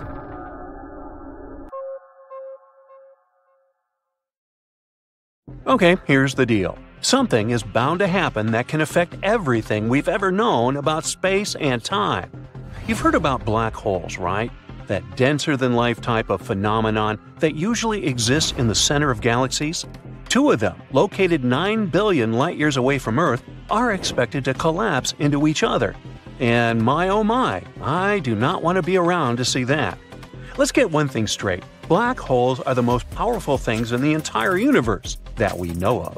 If they decided to go all Revenge of the Sith on us, we'd be doomed. A black hole was once a massive star that went supernova, meaning that the star collapsed onto itself, and the sheer magnitude of the explosion created a black hole in its place. Oh, by the way, black holes do not pull things inside like a vacuum cleaner. That's just a popular myth. Say we were to replace our sun with a black hole at the center of the solar system. Not much would change, except that maybe we'd all freeze. Yep. But black holes can do something much worse than vacuum stuff. They can delete the universe itself. If a black hole was to follow a normal timeline, it would go from its creation to total disappearance. But this process is very, very slow. I'm talking about billions and billions of years before a black hole loses its mass entirely. That happens because they're constantly losing their mass every single second. Black holes radiate their mass away, like a boiling teapot loses its water as steam. Yet things rarely go as planned, both in our lives and apparently in the universe itself. So it wouldn't be that much of a surprise to find out that 2 black holes are en route to collapse. That's what scientists have found out recently. And let's just say that this is one of the reasons why the scientific community is freaking out just a little bit. The first question that comes to mind is, what does that mean for us humans? Total annihilation? No need to be this dramatic. The best case scenario, we'd be in for an interstellar type of experience. Roll me in, please. Let's rewind a little bit to understand how this would happen. 45 years ago, a group of scientists began noticing a weird behavior coming from a galaxy far, far away. The galaxy is found 9 billion light-years away, and its scientific name is a mouthful, but let's just call it Super Far Away Galaxy. You might be asking yourself, well, how did scientists observe this black hole so far away if it doesn't emit any light? Good question. That's because black holes gather disks of gas around them, and they emit some of this material into space. These jets can be detected from a distance of millions of light-years. Now, if these hot gas jets are directed towards space, then scientists give these black holes a special name, blazars. A particular blazar has been gaining worldwide attention recently. Long name, but let's just call it Andy. Imagine you're a scientist at Caltech and you're looking at a blazar in your radio telescope and you notice its strange behavior. Its brightness goes on and off, like the ticking of a clock. At first, you don't understand what's happening over there in a distant corner of the galaxy. But then, you realize there must be another black hole circling the first one. In other words, scientists discovered that Andy was being orbited by another blazar, Gomer. And the regularity of their twinkling can only mean they are close to a total collapse. It gets worse. Each of the 2 blazars is estimated to be a few 100 million times the mass of our Sun. Have you seen our Sun? It's huge. It's already 333,000 times the mass of our Earth. This means we're destined to face something out of our league. Now, this is not the first time scientists have detected something like this. In September 2015, the LIGO Observatory detected a collision of 2 black holes. Each of them was as heavy as 30 suns, and an equivalent of 3 solar masses was released once they crashed into each other. And guess what? This gravitational wave passed through Earth at the speed of light. But we really weren't affected by it. Maybe you were sleeping and felt something weird in the air, but nothing significant happened to us as a species or to our planet. But that's because the blast was weak. The thing is, the expected collision between Andy and Gomer will send unprecedented gravitational waves throughout galaxies, and they will reach the solar system. But what is this shock wave actually capable of doing? Well, it could stop our Sun from releasing gas for a few minutes, which means it would stop heating the solar system. So, let's say you were going about your summer day and, out of the blue, the atmosphere froze for a few seconds. Doesn't sound too nice, huh? But that's actually a better possibility than the next one. In one of the worst-case scenarios, a blast from the collision between Andy and Gomer could break bonds between atoms and make everything disintegrate. You, me, your cat, we'd all turn into flying particles floating in the vacuum of space. This may sound scary, but scientists say that an atom is made out of 99% empty space.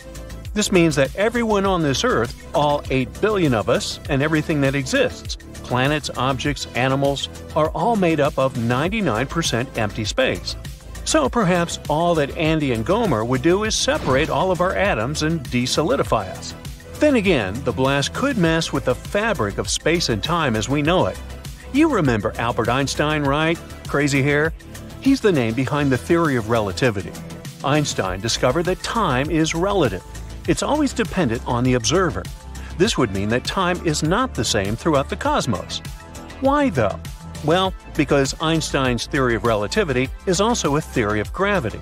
Einstein discovered that gravity is the effect that objects have on the fabric of space-time. Every object that has a mass, including you, me, your cat, and our planet, creates a warp or a distortion in the fabric of space-time that causes it to bend. The bigger the mass, the bigger the gravitational force, and the bigger the distortion on the fabric. It may sound complicated, but hey, this is what creates different perceptions of space and time throughout the cosmos. This is why you'll age differently on Earth and on Jupiter. This is why time passes completely different for astronauts on long missions and for people that remain on Earth.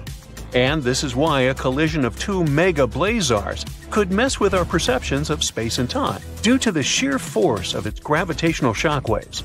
Got it? Not to mention that black holes are already a huge warp in the fabric of space-time.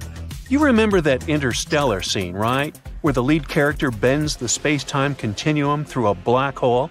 Now, don't try this at home though. As far as we know, anyone who chooses to go inside a black hole has no guarantee of making it home again. Scientists say that this blazar explosion will happen in approximately 10,000 years. But wait a minute. If this blazar lies 9 billion light-years away from Earth, it means that these two black holes should have already collided long before our solar system and home planet were born. You see, the solar system was born around just 4 billion years ago. And since it takes us 9 billion light-years to receive the light emitted from the blazars in the first place, this means that the collapse of the two blazars already took place, and it'll reach Earth 10,000 years from now. This means the shockwaves are already making their way through the galaxies at this very moment. But still, it's not something even your great-great-great-great-great-great-grandchildren will be around to see. You know how galaxies have supermassive black holes in their centers? In most cases, we don't have to be afraid they'll come after us. They stay at the same spot for eternity, or at least until they start to evaporate and give the energy they have stolen back to the universe. But there's always that one rebel that spoils the statistics, like this invisible beast that ran away, moving farther and farther from its home galaxy.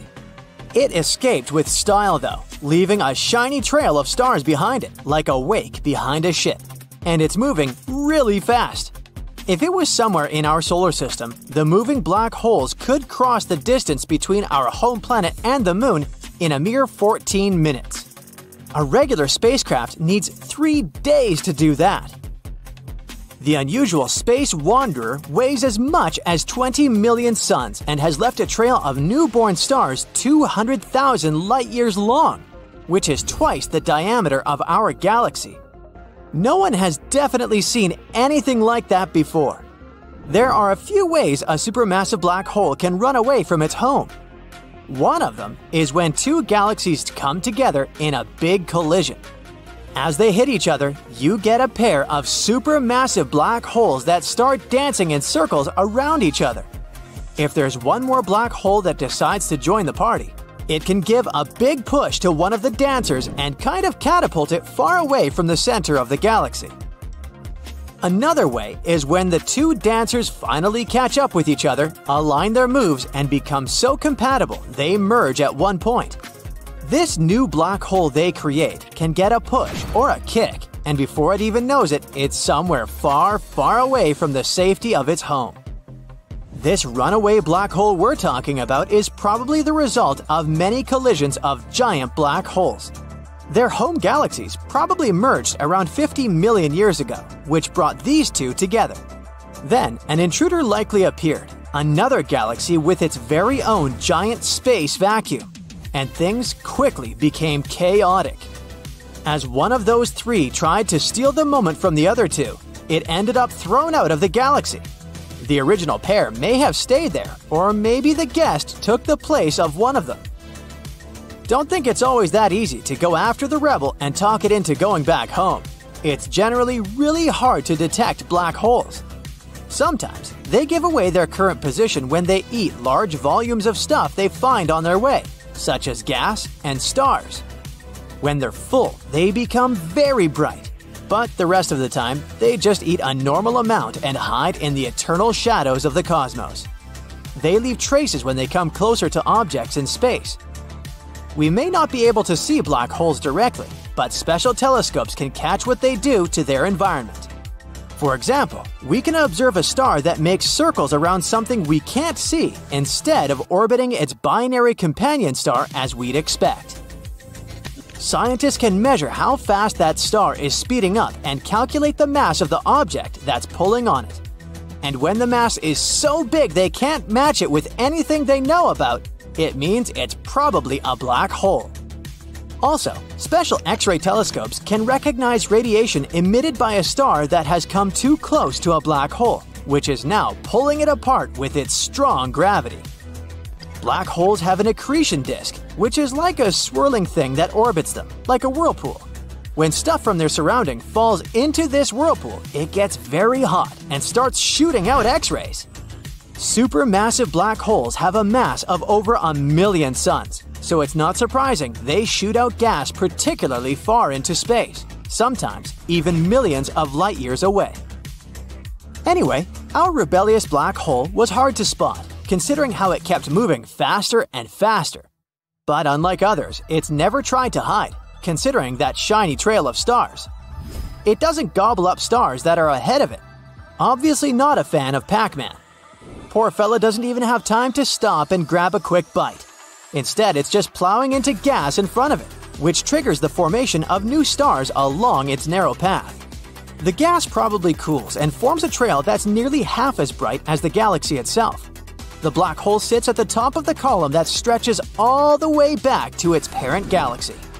It seems like this runaway wants to mark the way wherever it goes, in case it ever decides to get back home.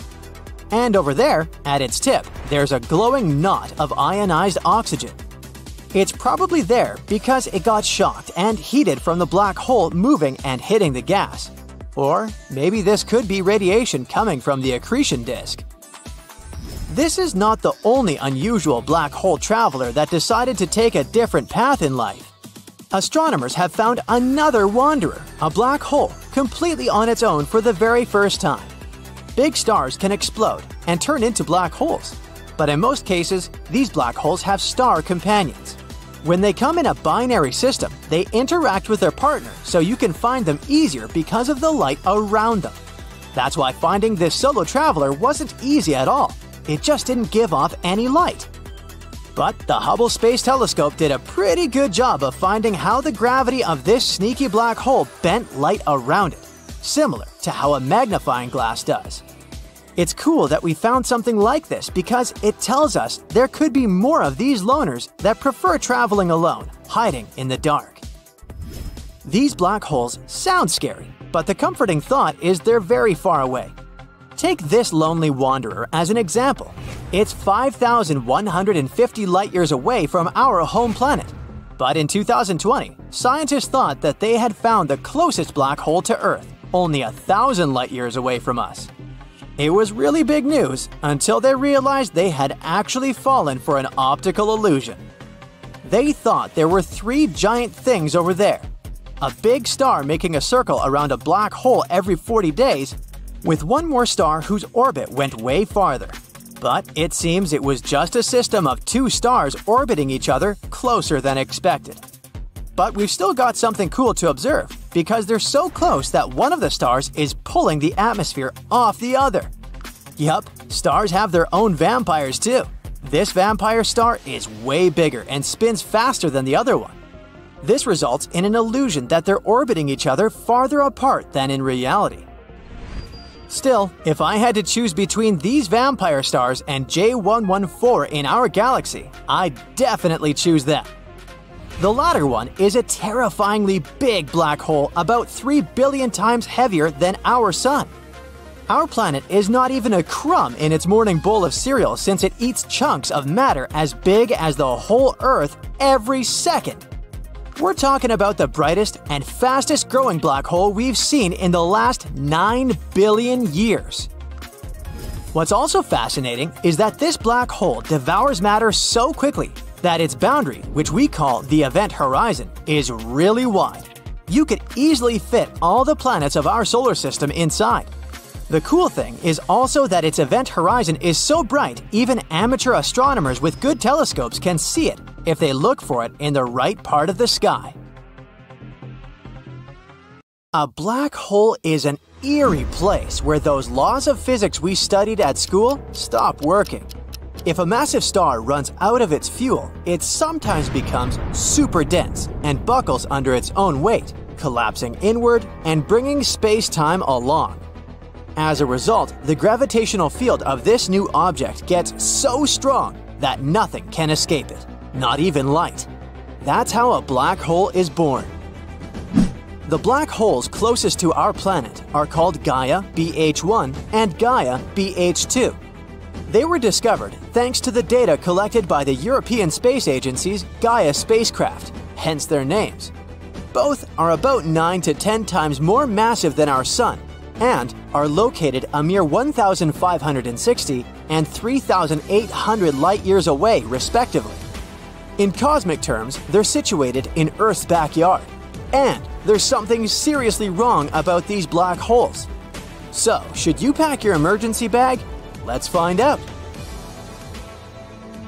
The remarkably close black holes are likely to represent a previously unknown category of these mysterious objects. What sets them apart from others is that they're orbited by stars at much greater distances than scientists have observed previously in other black hole companion star pairings.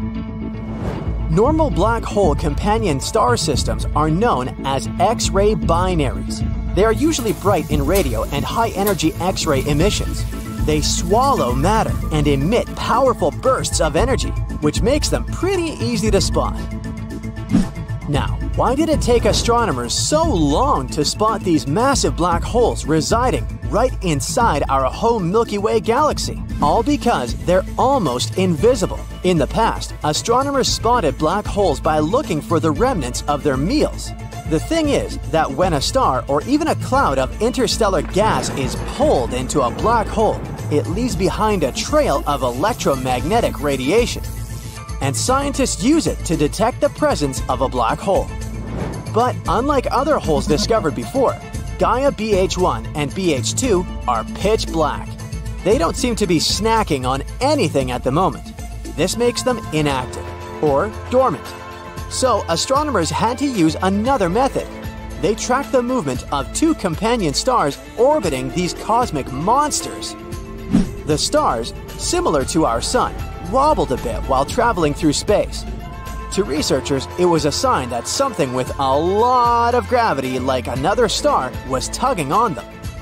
Interestingly, when they examined the area with the help of telescopes, they didn't find anything emitting radiation. So the whole situation only made sense if there was a black hole involved in the process. Luckily, Gaia is perfect for spotting invisible black holes. Thanks to its state-of-the-art equipment, it can accurately measure the motion and position of billions of stars. No other instrument is capable of such precision. Gaia's observations were backed up by the data received later by other observatories. For instance, NASA's Chandra X-ray Observatory, as well as the South African Meerkat radio telescope, revealed no visible light coming from Gaia BH2. So even though they detected nothing, it was still valuable information. It told astronomers a lot about the environment around the black hole. A lot of particles are coming towards it from the companion star in the form of stellar wind. But the researchers didn't spot any radio light. It means that the black hole doesn't have much of an appetite, and not many particles cross its event horizon, or the point of no return. Unfortunately, it's still unclear why that is. Anyway, should we be worried about those mysterious black holes lurking in the darkness of space so close to our planet? I've got some good news. There's absolutely no reason to worry.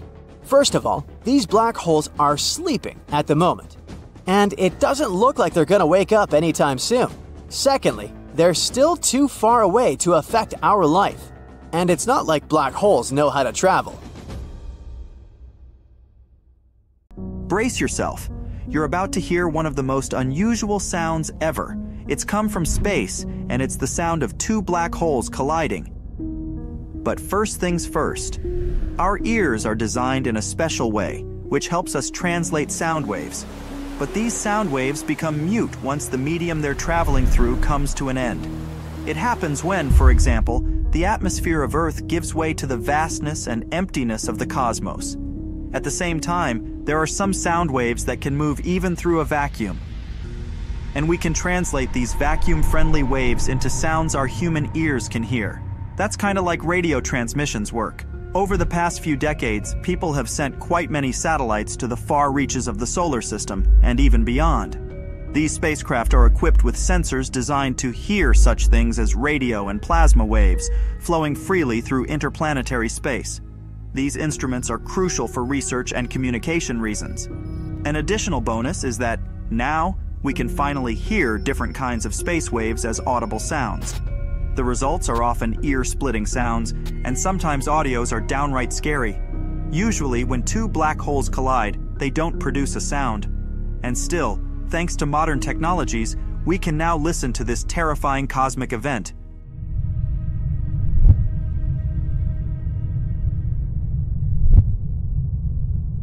Do you hear it?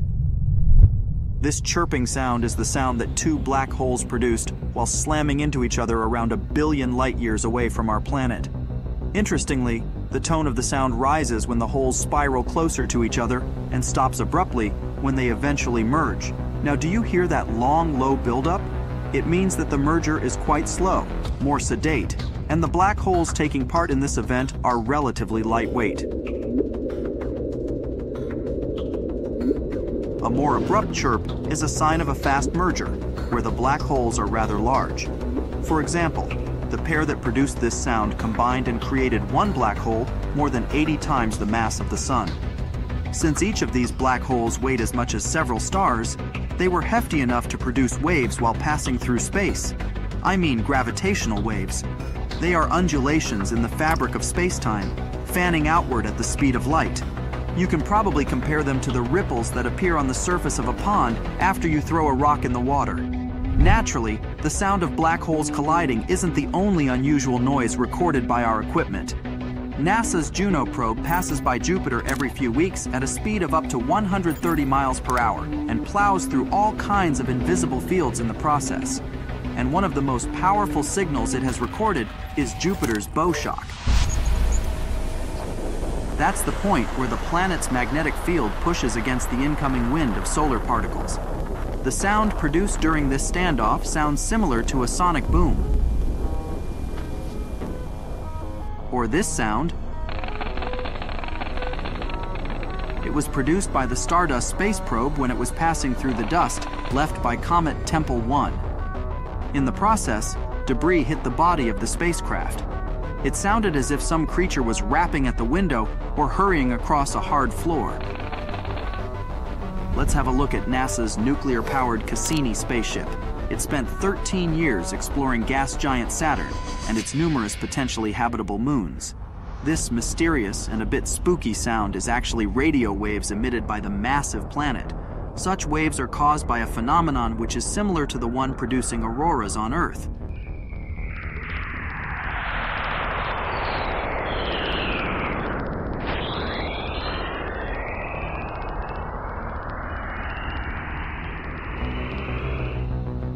Speaking of our own planet, it's surrounded by plasma. It consists of hot, ionized particles generated by sunlight. They're constantly slamming into Earth's atmosphere. NASA's Polar mission, which was launched a few decades ago, managed to record this breath-like hiss.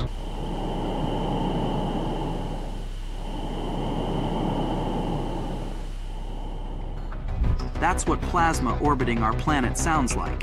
As for these weird sounds, NASA doesn't say which space probe recorded them, but they're coming from Jupiter's largest moon, Ganymede. It could have been the Galileo spacecraft, which orbited the system for around 8 years. But it probably doesn't matter so much. Just listen to this creepy noise that sounds like screams trying to break through from some hidden place.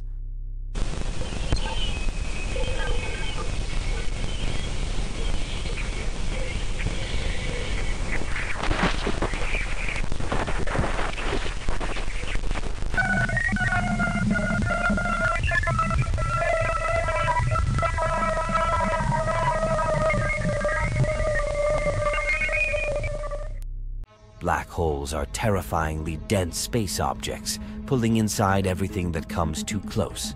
Nothing can escape their clutches, even a beam of light. At the same time, black holes are some of the most mysterious objects in the universe. According to their mass, black holes are usually divided into 3 categories. Stellar black holes have a mass from a few to hundreds of times the mass of the Sun. Intermediate black holes should range from 100 to hundreds of thousands of times the Sun's mass.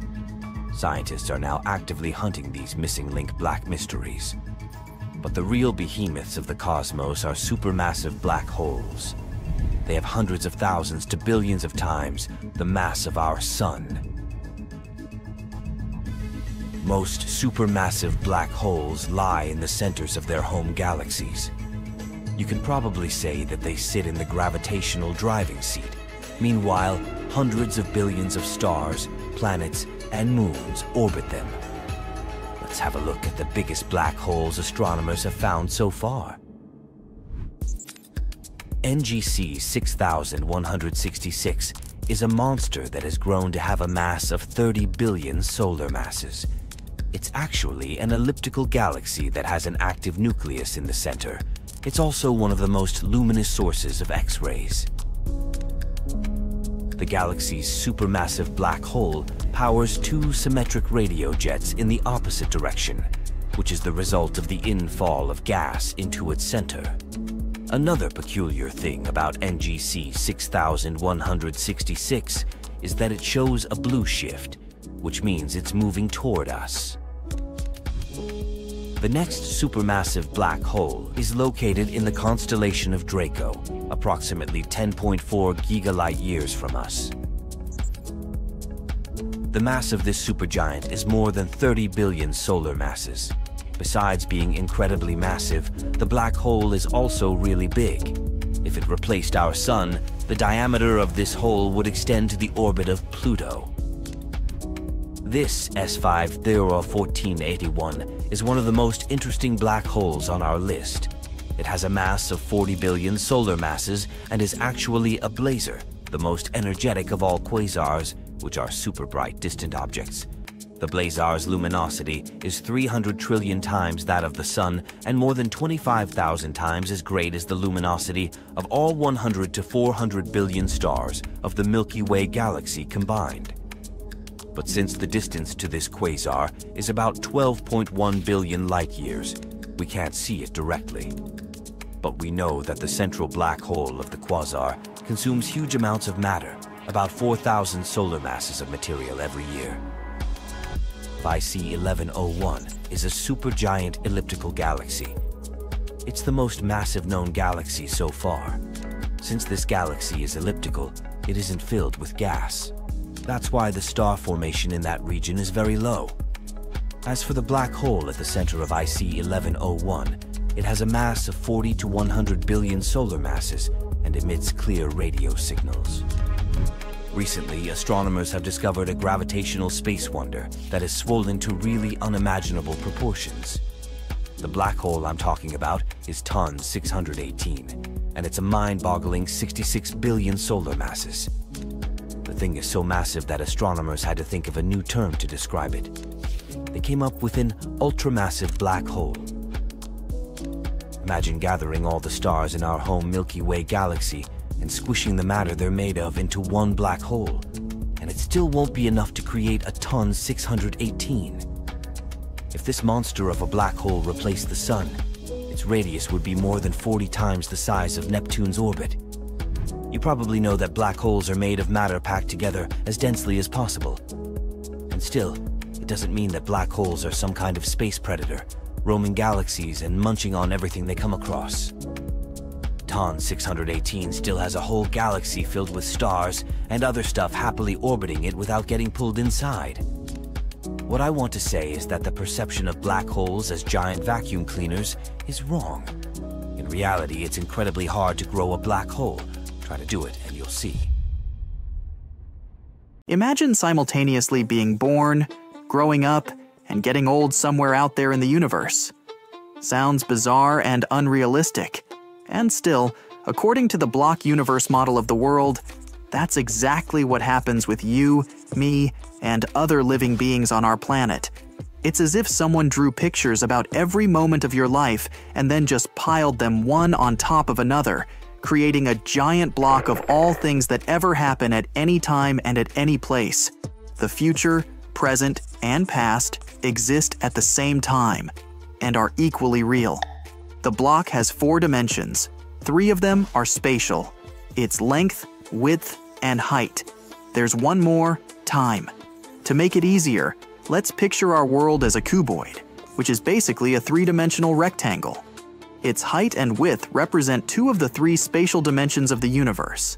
As for the 3rd spatial dimension, we'll replace it with time. At one end of the cuboid, we'll drop the Big Bang. And at the other, there will be the end of the universe. Let it be a big crunch. Our cuboid is filled with every single event that ever happens. Even this moment, when you're watching this video, exists somewhere in the block. Now, we perceive today as the present, yesterday as the past, and tomorrow as the future. From this perspective, it seems that time passes.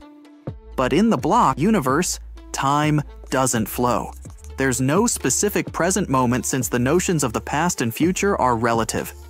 You see, we are always located wherever we are, which means that everyone remains in the present. But the block universe theory doesn't deny the notions of earlier than and later than. These relations remain no matter what and regardless of where anyone is located. For example, Molly the mammoth is located earlier than Marcus the tiger. This relation between Molly and Marcus will remain unchanged regardless of whether you're located later than Marcus or earlier than Molly. This way, in the block universe, now is any time you are located at. Past is any time or events that are earlier than your location, and future is any time or events that are later than your location. It sounds like in the block universe, we could travel in time since it's just another dimension. Well, it could be true, but of course, things just have to be more complicated than that.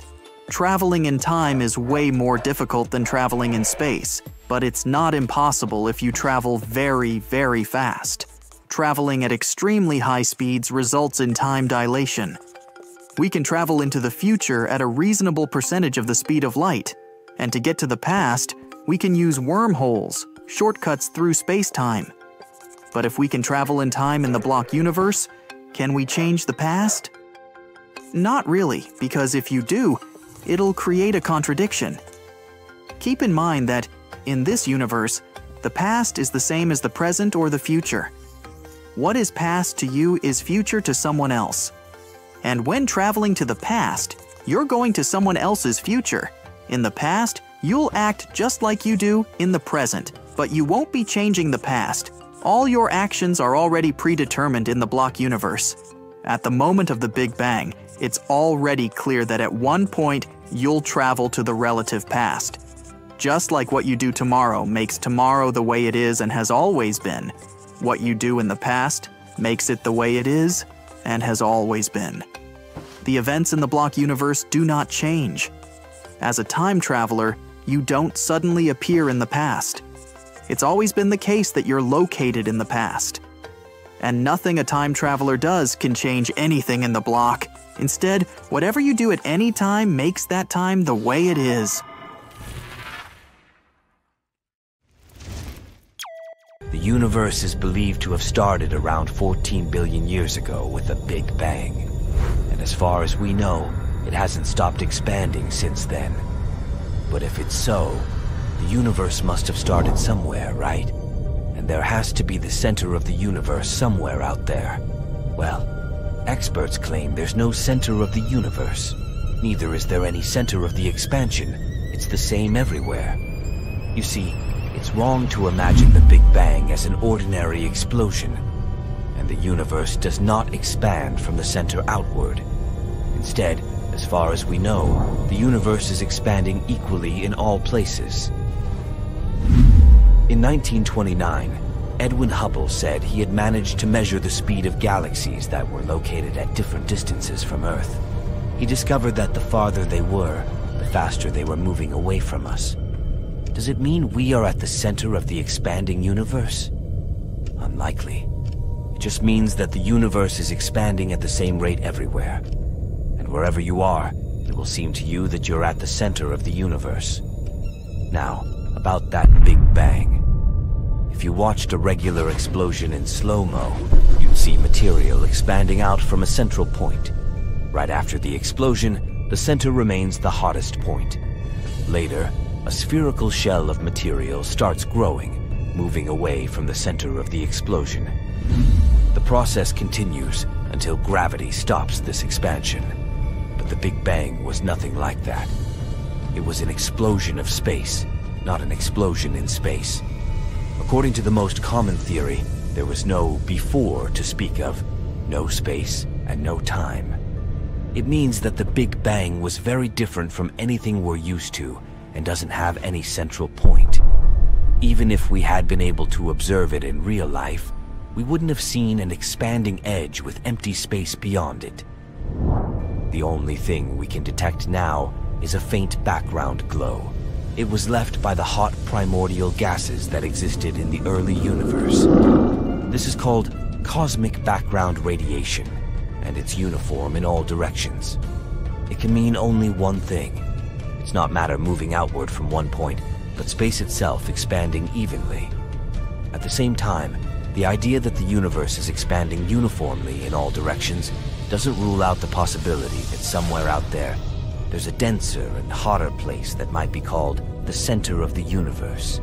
But as far as we can see, there's no sign of such a special point. The theory that the universe should be uniform is known as the cosmological principle. It appeared in 1933. Not so long before that, some scientists believed that the universe only consisted of our home galaxy. If this was the case, we could definitely consider the center of the Milky Way to be the center of the universe. But in 1924, Hubble put an end to that debate. He showed there were other galaxies besides our own. But in any case, how we see the universe is limited by the speed of light and the finite time since the Big Bang occurred. Even though the observable part of the universe is very large, it's likely tiny in comparison to the entire universe, which may be infinite. The universe might have many shapes, with or without an identifiable center. And if it turned out to have a center outside of the observable universe, this point, or region of space, could be just one of many. It could be just like the center of our galaxy, which was considered to be the center of the universe before. If you somehow fell into a black hole, it might change your future and erase your past. Well, at least theoretically. Let's start with the real world we live in. Here on planet Earth, your past can definitely define your future. But imagine you're not on Earth, but somewhere out there in the endless universe, and you stumble upon a certain type of black hole. The one that a UC Berkeley mathematician found. Not to mix it with a regular black hole. Let's call this type, what about a benign black hole, huh? So here's why you need a specific black hole. Thing is, you're highly unlikely to stay alive in a regular black hole. But according to some calculations made by a postdoctoral fellow, Hintz, from UC Berkeley, this specific type of black holes we agree to call benign ones might expand at an accelerating rate. This is what makes it possible to survive the transition from our deterministic world to a black hole, which is not deterministic. Let's imagine you survived that passage, and now you're moving towards the center of a benign black hole. It's impossible to picture what's inside, and if you, as a traveler, could actually get into a black hole, you'd never be able to communicate to the outer world what interesting things are hidden in it. But it's not what interests us for now. We need to know how to get rid of the past. Hence, the mathematician you already know studies non-rotating black holes that have an electric charge. The most important thing about them is that besides the event horizon, they also have the Cauchy horizon. And here's the point. The Cauchy horizon is the place where so-called determinism simply breaks down. This may sound too scientific, but let me explain it to you. The Cauchy horizon is the place where your past doesn't determine your future any longer. So, here's a mathematically proven and apparently working method of how to get rid of your past. All you need to do is get into space, find a specific black hole, make it to the center, and get to the Cauchy horizon. However, if it sounds too complicated, you can simply try not to make mistakes here on Earth.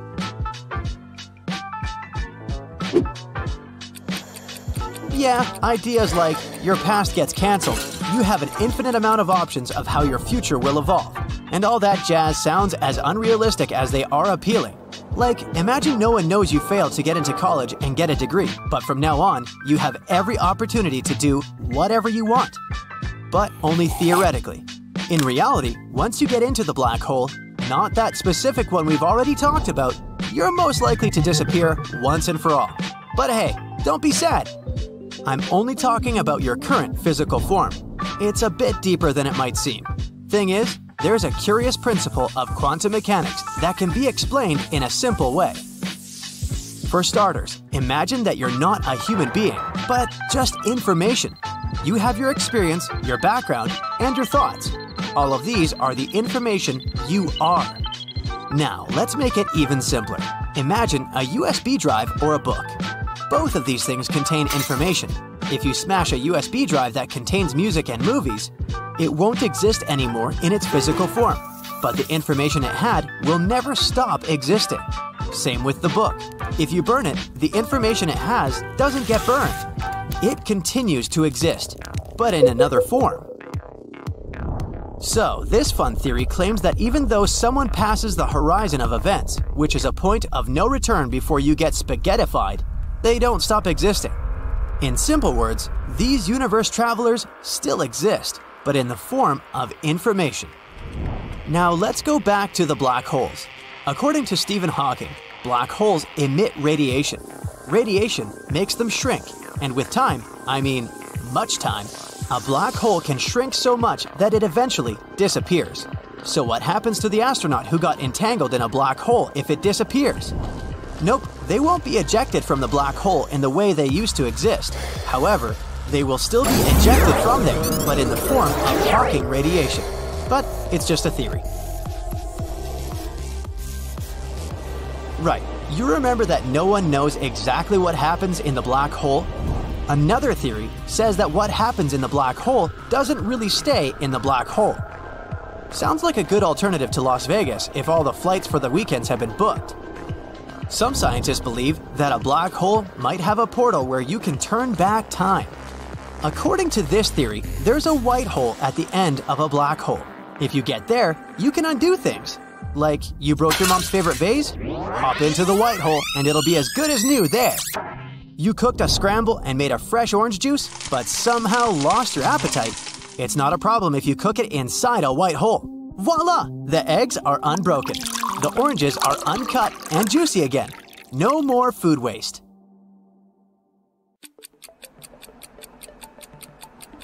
Alright, turning back time sounds really cool, so I guess we might actually need a black hole to help us out. If a black hole was made in a, let's say, lab, it could devour things until it grew big enough to consume the entire planet. First, it would munch on the Large Hadron Collider, which might possibly create something similar to a black hole here on Earth. Next, Geneva, where the Large Hadron Collider is located. Then the whole country of Switzerland, then Europe. At that point, it wouldn't be long before the Earth was gone too. Luckily, if a black hole did appear, it would be so small that it wouldn't be able to do anything. Black holes actually produce a lot of energy and release it, often as heat, like a furnace. That means they will fade away when they run out of fuel. Even if a stable microscopic black hole was created, it would grow so slowly that nothing would happen. Assuming that it survived long enough to absorb the tiny particles around it, a black hole of this size would take super long to get even a pound of weight. I won't be around then. But a black hole on Earth could be a great thing. Even a relatively small one may emit enough energy to completely power humanity. We're talking a lot about food, huh? Let's not forget about spaghettification. The concept is quite simple, by the way. It's all about gravity. Imagine you're playing with chewing gum. With your force, you could easily stretch it so instead of a regular piece, you can get a long and thin one. The same happens to you. Black hole force is enough to stretch you as if you were a piece of chewing gum. Gravity holds you tight on one side, which makes you stretch. You may wonder, how come you don't get spaghettified on Earth if there's gravity too? Easy peasy. It's just too weak to do that with you. If you asked a butterfly to stretch the gum, would it be able to do that? Not likely. Their tiny limbs are just too weak. Same here. The Earth is just too weak compared to a black hole. So, if you were wondering whether you'll ever reach 6'6", it may never happen on Earth. But once you're in a black hole, you can go far beyond those mere 6'6". Your best height moment won't last long though. If you stretch the chewing gum at one moment, it will simply tear apart. The same will happen to you because of spaghettification.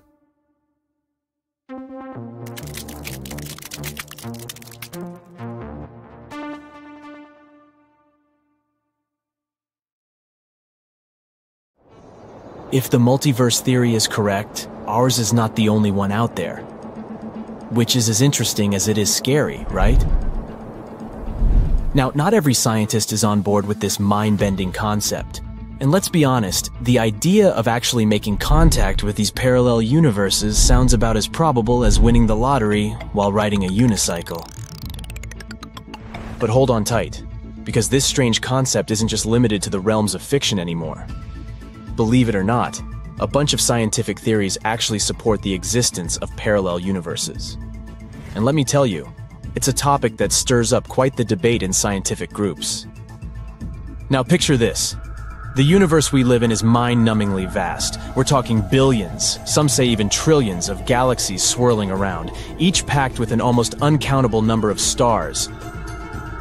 Some brainiacs studying the universe's shape suggest that its diameter could span a staggering 7 billion light-years.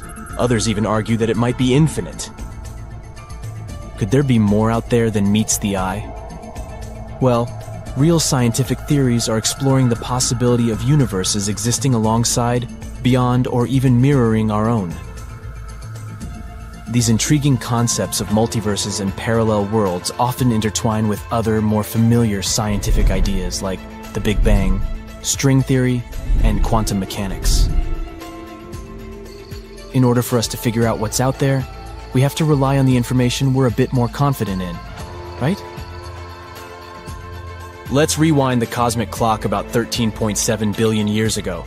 Everything we're able to see today was squished into a minuscule singularity. Then, if the Big Bang theory is to be trusted, it all went boom. The universe inflated with a speed faster than that of light everywhere, within less than a second. The way the universe went pop has led some clever researchers to ponder the existence of more than one universe. They question whether that sudden growth ended everywhere at the same time. While the expansion ceased for everything we're able to see from Earth 13.8 billion years ago, cosmic inflation might still be ongoing in some other mysterious corners. Some theoretical physicists say that as inflation ends in one place, a new balloon universe forms. But here's the catch: you can't just hop from one bubble to another like intergalactic tourists. These bubble universes are expanding indefinitely, and their edges are zooming away from us faster than light can travel. And here's where things get even more confusing. Let's say we somehow manage to reach the edge of our local balloon and encounter the next universe. Well, those same theoretical physicists mentioned that the neighboring universe could be a whole different ballgame. It might have completely different laws of physics, making it a bizarre place for us. Following the same idea, some say that in this vast multiverse of bubble universes, there might be other life forms just like us. The problem is, we're getting farther away from them with each passing moment, and our paths will never cross. Other super smart researchers out there are trying to connect parallel universes with quantum mechanics. Now, quantum mechanics is basically the fancy math behind teeny tiny particles. According to it, these particles can exist in multiple states all at once. They call it a wave function that holds all the crazy options. But here's the catch. When we observe these particles, we only see one outcome. It's like the universe keeps playing hide and seek with us. Now, there's this theory called the many worlds theory that says whenever we observe one outcome, another universe pops up where a different outcome becomes real. It's like our universe acts as a giant tree, constantly branching into countless versions of itself. These alternate universes can't mingle, though, so you wouldn't even know if there are a bunch of other yous living slightly or totally different lives. This many worlds theory is pretty bold and a bit hard to prove or disprove. And that's not great for science because scientists love to test and experiment with their ideas. But if there's infinite space out there, why wouldn't there be infinite universes too? Try to imagine the universe as this giant cosmic playground. Some specialists believe that if it's indeed never-ending, then there's only a limited number of ways that its building blocks can arrange themselves. Eventually, they have to repeat certain patterns. If this is true, then it may be possible that somewhere out there might be another version of you living the exact same life, even down to what you had for brunch yesterday. Did we ever have any proof of these supposed parallel universes? Well, some say we did. Have you heard the tale of the mysterious man from Taured? It's the story of a man that ended up at a Japanese airport saying he was from a totally unknown country called Taured. Now, some folks think it's proof of time travel, while others believe it's evidence he came from a different universe altogether. As much as you'd like to believe the story to be factual, the tricky part is this Taured place. There's a reason you haven't heard of it. There's no Taured to be found, whether in the present day or back in the 1950s when this supposed incident happened. After the airport incident, the man just vanished into thin air a day after arriving in Japan. Poof, gone forever. Let's rewind to that fateful day in July 1954 when the man from Taured supposedly landed in Tokyo. Descriptions paint him as a bearded, French-speaking man. Nothing too outlandish so far, right?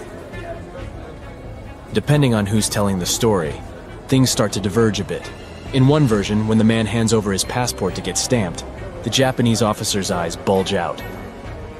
While the passport looked legit, the country listed as Taured isn't recognized by anyone, including the officer and other officials. Naturally, they take our Taured visitor away for a little Q&A session. In another version, the man straight up tells the officer he's from Taured and shows him the passport when he doesn't buy it.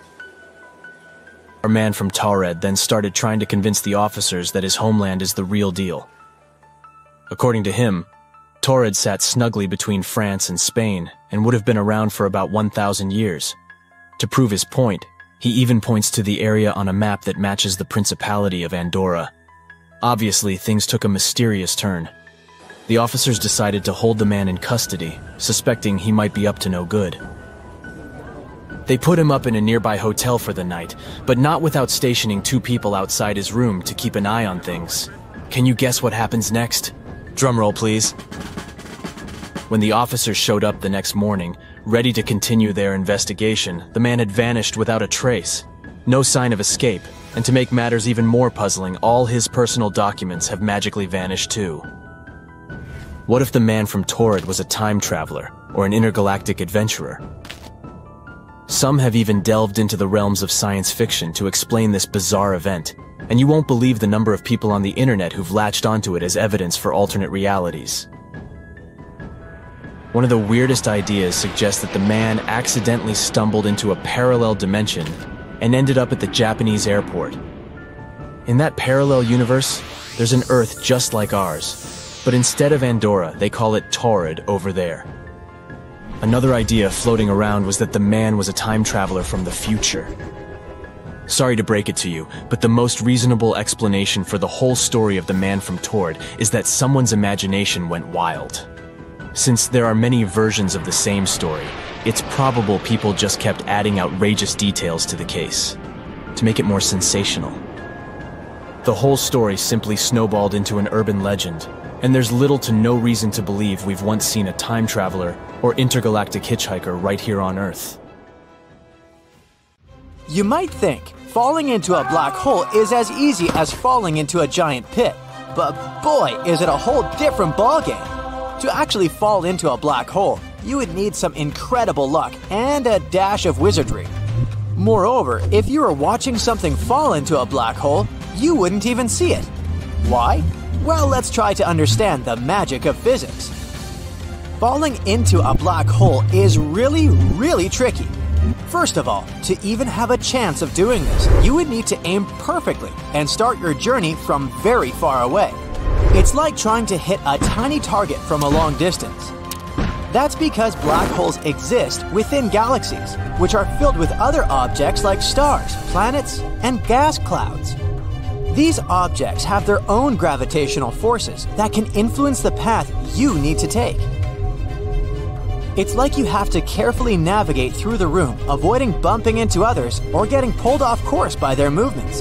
In a similar way, when falling into a black hole, you need to navigate through the influences of other celestial objects.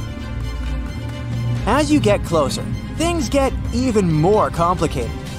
Making even the tiniest change in direction would require a tremendous amount of energy that you wouldn't be able to generate.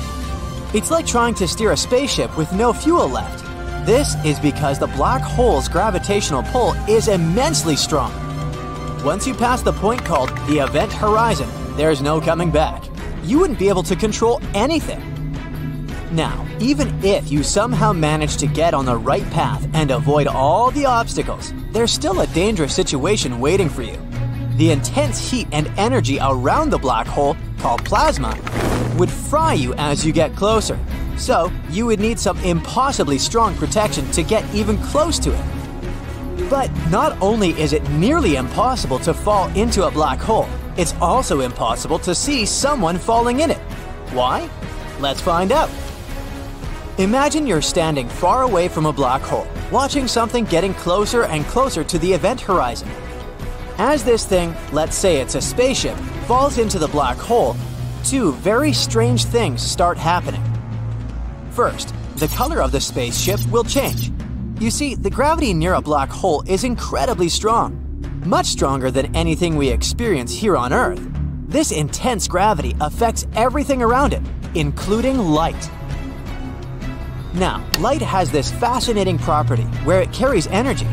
But when light gets close to a black hole, the powerful gravitational pull starts sapping away its energy, kinda like stealing it, making light weaker.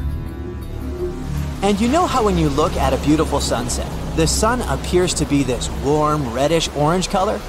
Well, that's because when sunlight travels through our atmosphere, it scatters and loses some of its higher energy bluish colors, leaving behind the redder ones. So when light loses energy, it tends to shift towards the red end of the color spectrum. The same thing happens near a black hole. The light from the spaceship loses energy due to the black hole's strong gravity. So, the spaceship, which initially had its own color, starts looking redder and redder as it gets closer to the black hole.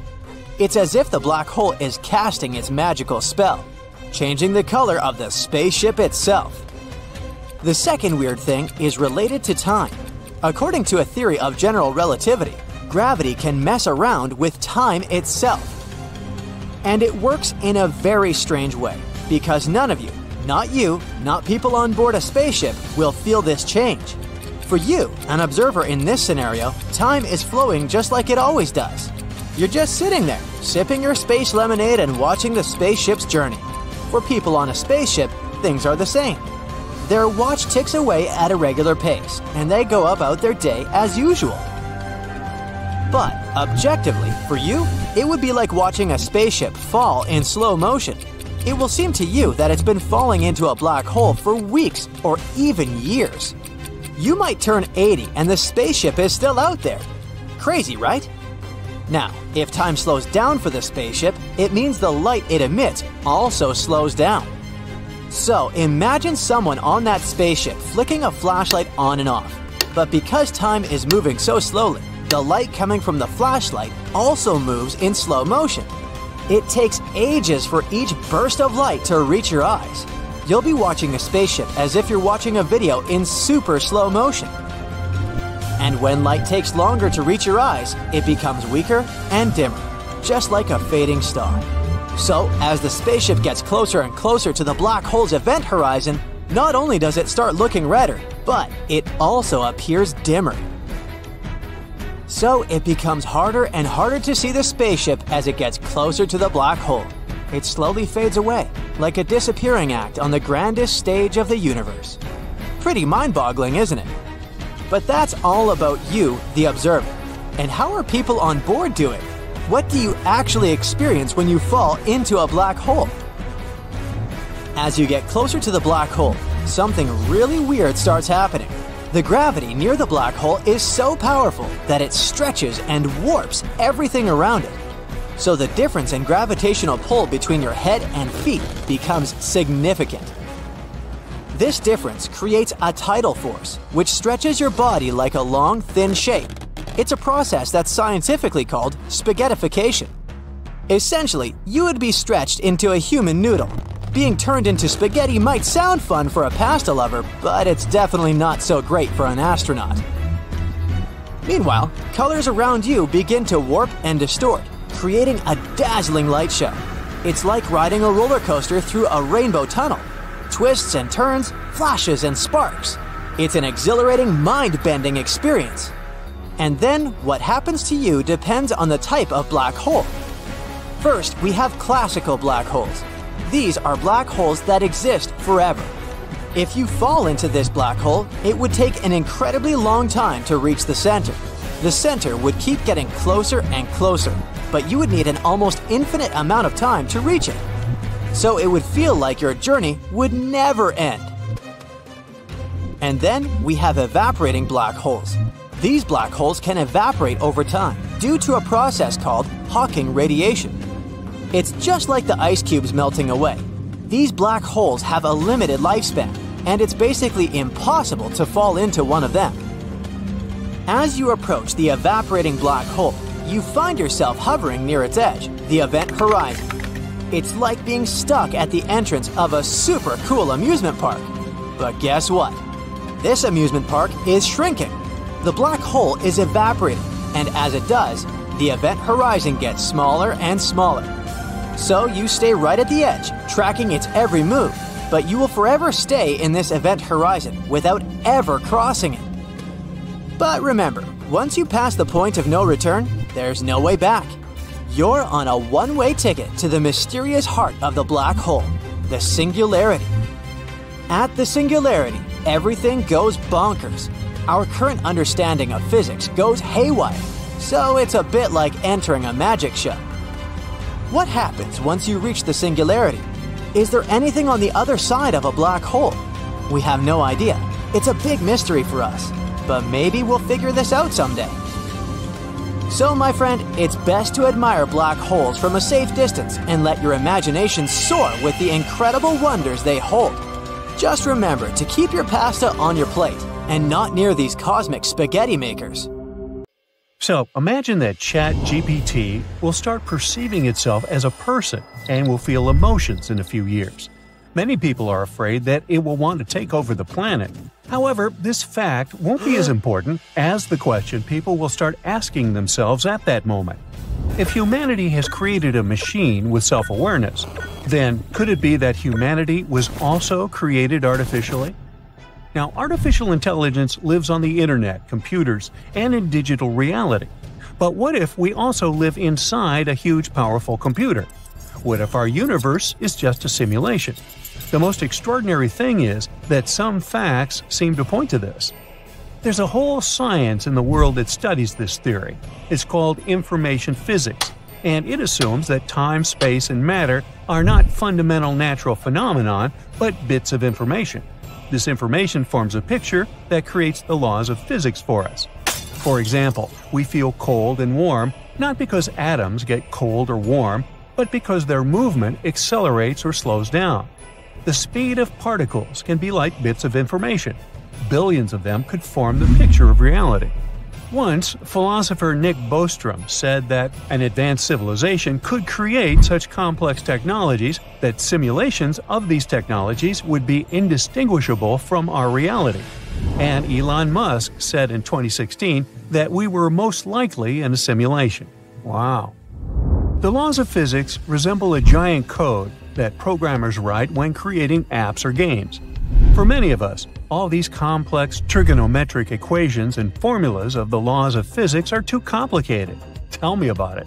But scientists who understand this issue see that the principal workings of these laws are beautiful, and this may suggest that someone deliberately created this beauty.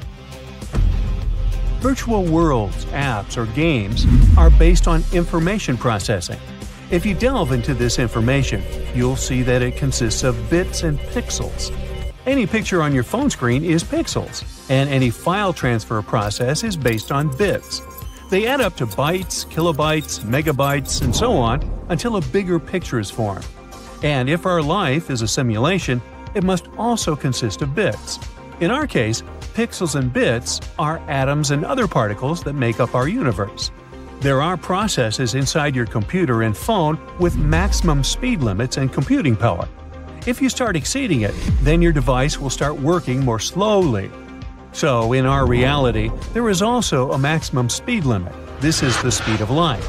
When an object starts moving almost as fast as the speed of light, time slows down for that object too. Also, time flows more slowly near a black hole. This object, with an unimaginable gravitational mass, can be something heavy that overloads the processor's computing power.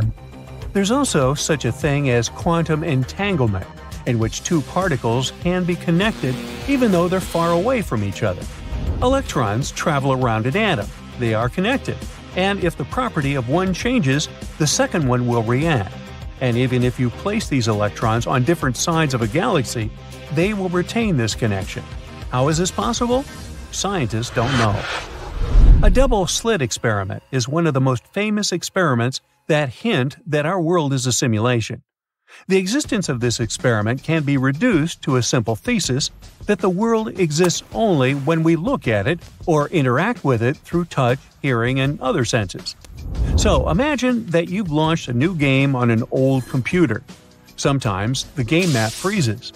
In the game, you turn to the left and see how the mountains and the roads are getting loaded.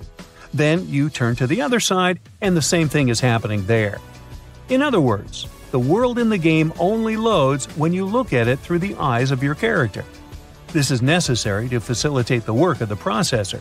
It's much more efficient to get a piece of information about the world when you look at it than to keep the whole world running simultaneously. Remember this. And now let's move on to the experiment.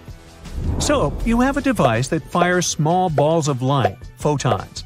You release photons from the device and they crash into a blackboard, leaving white traces on the black surface. Now, put a wide plate with a little vertical slit on it between the device and the blackboard and fire photons again. The balls start crashing into the plate, but some of them fly through the thin gap. They smash into the blackboard and leave a vertical white mark on it. Everything looks quite logical, but now cut another slit with the same length and thickness in the plate. You release photons toward the plate. Some of them fly through the two slits. What do you think the trace on the board should look like? Two white vertical stripes, right? Well, take a look at the board. It's covered with many vertical lines. When photons pass through the plate, they acquire the properties of a wave and crash into the board, leaving a strange trail as if they've passed not through 2, but through 10 slits. So, at what point do they change their trajectory? Let's take a look. So, you stand between the board and the plate to see how particles turn into a wave. The device releases photons. They are passing through the two slits. Nothing unusual. There are 2 vertical traces on the board and no waves. You close your eyes and release photons again. This time, they behave chaotically and leave many lines on the board. That is, their behavior changes depending on the observer. When you look at them, they behave logically, but when you don't look, the laws of physics seem to stop working. Does it remind you of anything? It's like you're playing a game and looking at the world around you, which is loading. But if you don't look, the world stops working. Scientists still don't have a clear explanation of why particles behave differently when there's no observer. Hey, maybe they're shy. And this is not the only mystery. In the world of quantum physics, many laws of nature don't work. This is a science that gets more questions than answers every year. If we imagine our universe as a large hologram, then quantum physics would be its program code. What if people someday understand this code and learn to change it? This would allow us to transform space, time, and matter. The whole reality could be rewritten. Does the code say that material objects can't exceed the speed of light? We would rewrite it and make the speed limit 100 times higher. Does 1 hour last 60 minutes? What if you change one line of code and make 1 second as long as 1 year? A few software changes in the laws of physics would make it possible to turn snow into gold and the ocean into powdered sugar. The whole universe would turn into a vast playground. It seems cool at first glance, but people would probably lose control soon. The universe would be in chaos, and the beauty of our world is in the order that exists here. Now let's go back to artificial intelligence. Suppose its power reaches the level of the human brain, and it will become aware of itself. In that case, it won't come as a shock to it because it will most likely know the history of its appearance and stages. But how will we react if people discover they are a computer program? A computer program is too simple a word. A human is a complex, intelligent, multifunctional organism that experiences emotions, contemplates beauty, has abstract thinking, and much more. The term creation is more appropriate here. It won't matter if we were created artificially because our creation will still be beautiful and complex. Besides, remember that good video games or apps can be made only if developers love their creations. There's this mysterious thing in space, an unusual spot that scientists haven't been able to explain for more than 15 years. There are different theories, and one of them says that maybe this is an imprint from a collision with a parallel universe. Is this true? Well, let's see. Take a look at this map. This is the map of our universe. Well, not really. This is actually the map of cosmic microwave background radiation, or simply CMB. Many billions of years ago, there was a Big Bang. It was so powerful that it created our entire universe. And, of course, such an event couldn't occur without leaving some consequences. And these consequences are literally everywhere. The Big Bang left electromagnetic radiation, which we know as CMB. We don't notice it in our daily lives, but it's literally here, under our noses. And if you had some kind of superhuman vision, you would see how everything around you shines with this dim light. This radiation is very important. If we hadn't discovered the CMB, we would never have found out about the Big Bang. Previously, scientists believed that the universe had always existed. There was no beginning and there was no end. It sounded pretty ridiculous to us now, but less than a century ago, people were absolutely sure of it. Stephen Hawking was one of the first scientists to guess that the universe did, in fact, have a beginning. The guy was so cool that he realized this as a student while working on his doctoral dissertation. But unfortunately, he had no proof. If there was such a strong bang billions of years ago, then where are the traces? Where's the proof? Laughed people who believed in the eternal static universe theory. But don't worry, they had the proof rubbed in their faces real soon. In 1965, astronomers Arno Pienzas and Robert Wilson discovered CMB, and that was the first grandiose proof of the Big Bang. It turned out that radiation was everywhere. We just didn't notice it. In fact, at first, Pienzas and Wilson themselves mistook it for the noise of a big city, or pigeons, or something else. For their discovery, which turned the world of science upside down, they received the Nobel Prize. Alright, so people learned that they were surrounded by electromagnetic radiation. Then they started collecting more data about it. They accumulated more and more info over the years until they made this very map. This is a map of CMB temperatures. But while creating it, scientists discovered something unusual. Let's take a look at this map. It looks like a large and diverse pattern of cold and warm places. But in reality, our universe is quite uniform. All temperatures on this map are close to -455 degrees Fahrenheit with very little difference.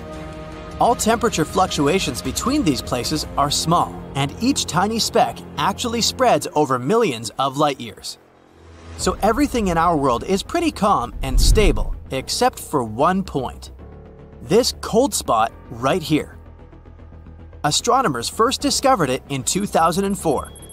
First, it looked like nothing unusual. It's just a region where the temperature is below average for a couple of microkelvins. But remember, we're not talking about a small area. This is a giant cold region. It's literally billions of light years in size. Wait, the scientists thought, this can't be true. The universe should be consistent everywhere. According to our standard model, this cold spot simply shouldn't exist. But it does exist though. This isn't just some mathematical error, it's right there. So what is this cold spot, and how did it appear? Astronomers have been trying to find the answers to these questions for years. Even now, we have only a few theories. So let's discuss them all. Theory 1. Cosmic texture. This idea was brought up at the end of 2007. Then scientists suggested that this cold spot could be the hills of space. In other words, it may be a bumpy region of the universe, just part of its texture. But that's a silly explanation, so this theory was quickly discarded. Theory 2. The supervoid. This hypothesis was considered the most plausible for a while. It stated that the cold spot was actually the so-called supervoid.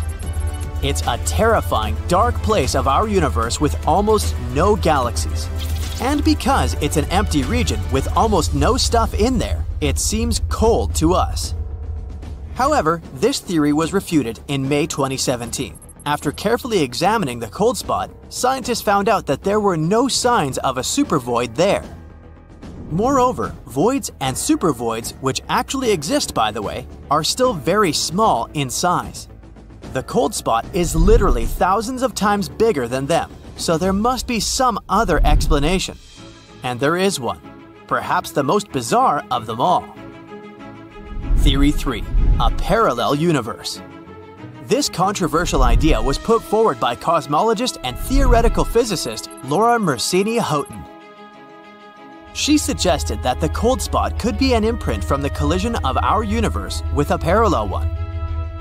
Standard cosmology cannot explain such a giant cosmic hole, says Mersini-Houghton. This is the unmistakable imprint of another universe beyond the edge of our own. Her assumption is based on the theory of the multiverse. This theory says that there's actually an infinite number of universes like ours in the world.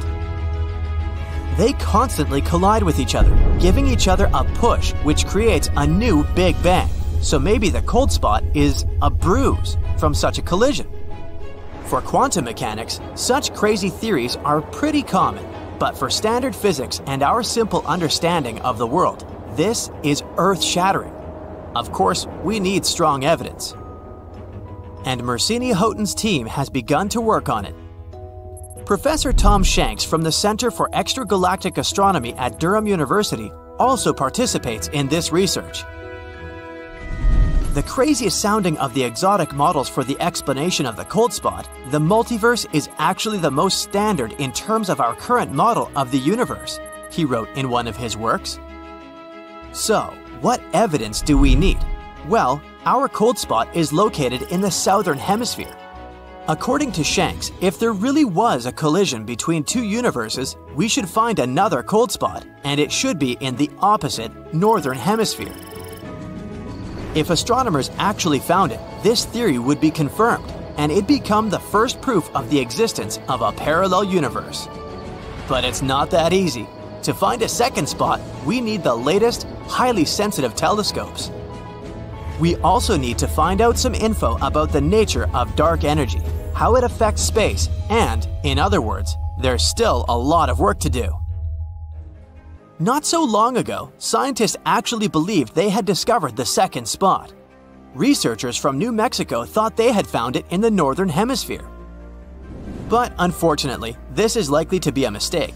The map these researchers used had a high measure of randomness, so it's possible that their discovery is just an accident caused by other voids. So basically, we haven't found another cold spot so far despite careful analysis.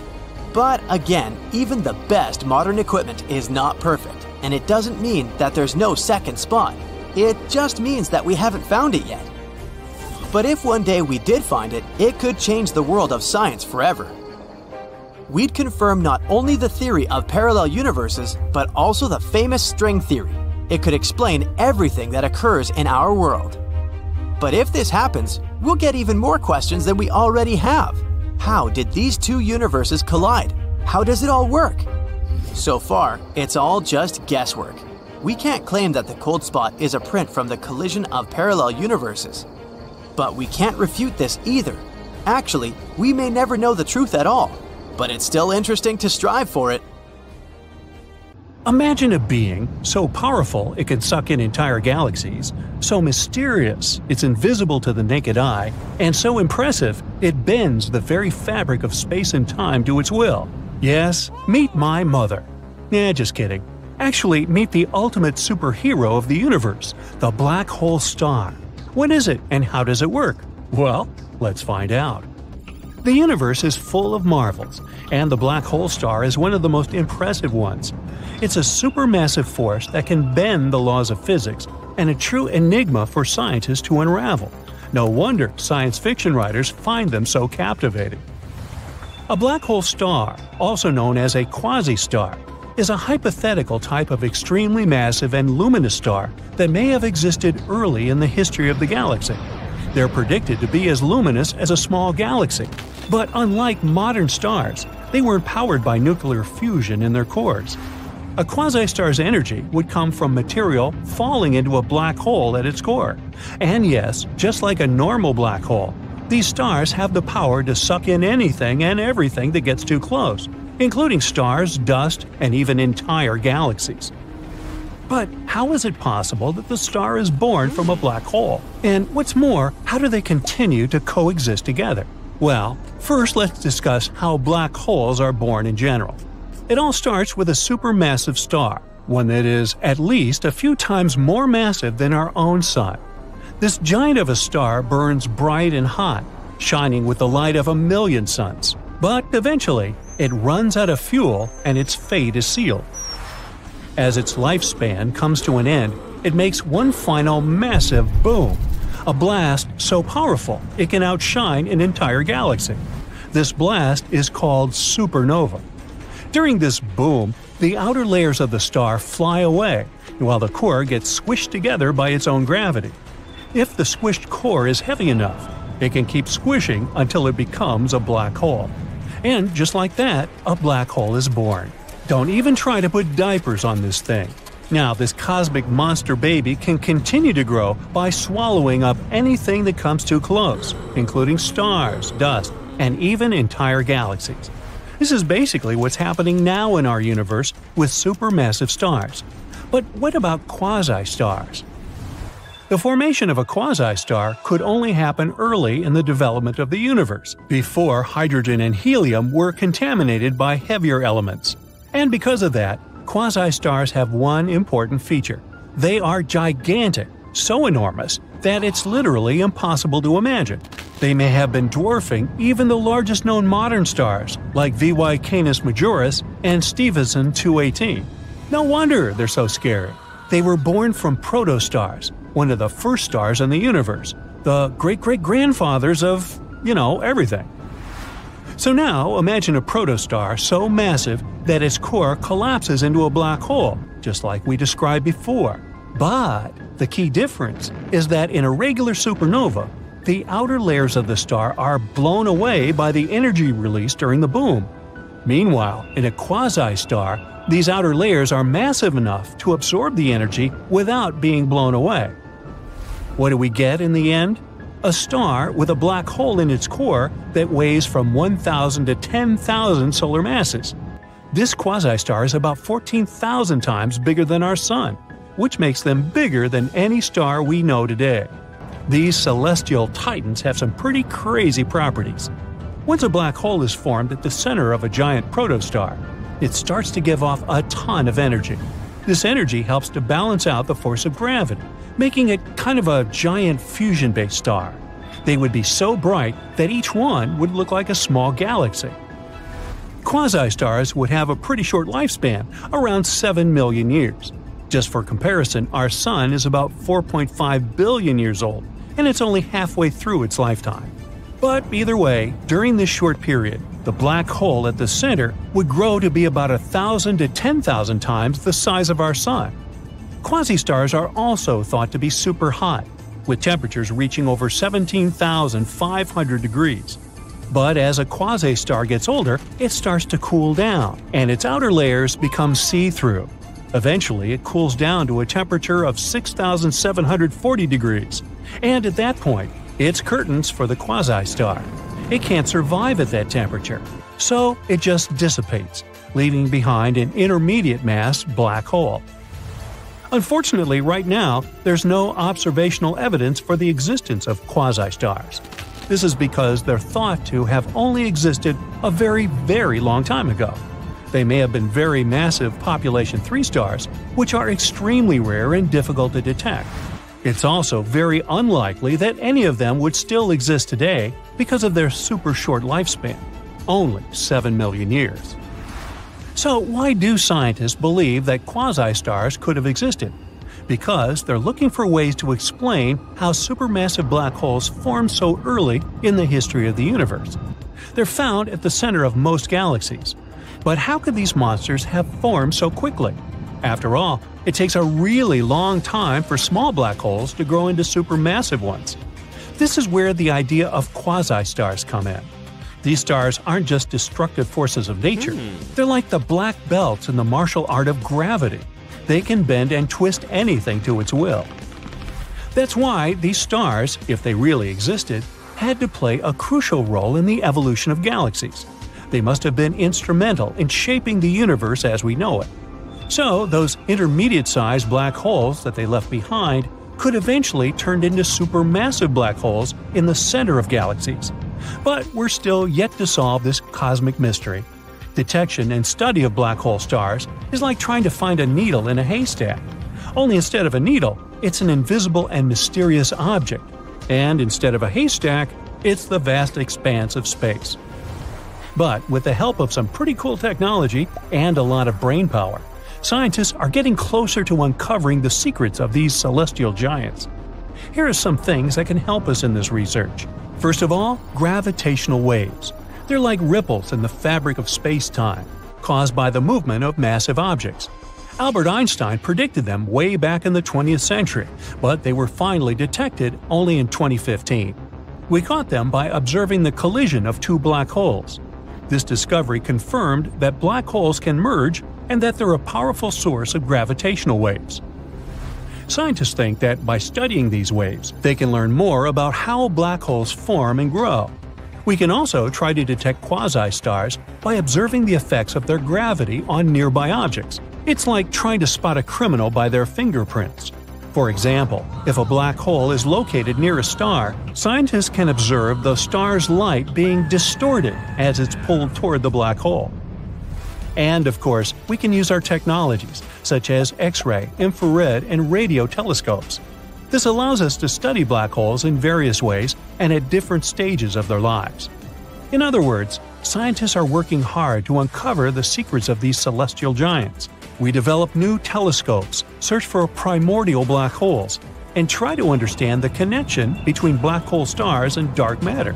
And we're making some pretty incredible discoveries, just like with gravitational waves.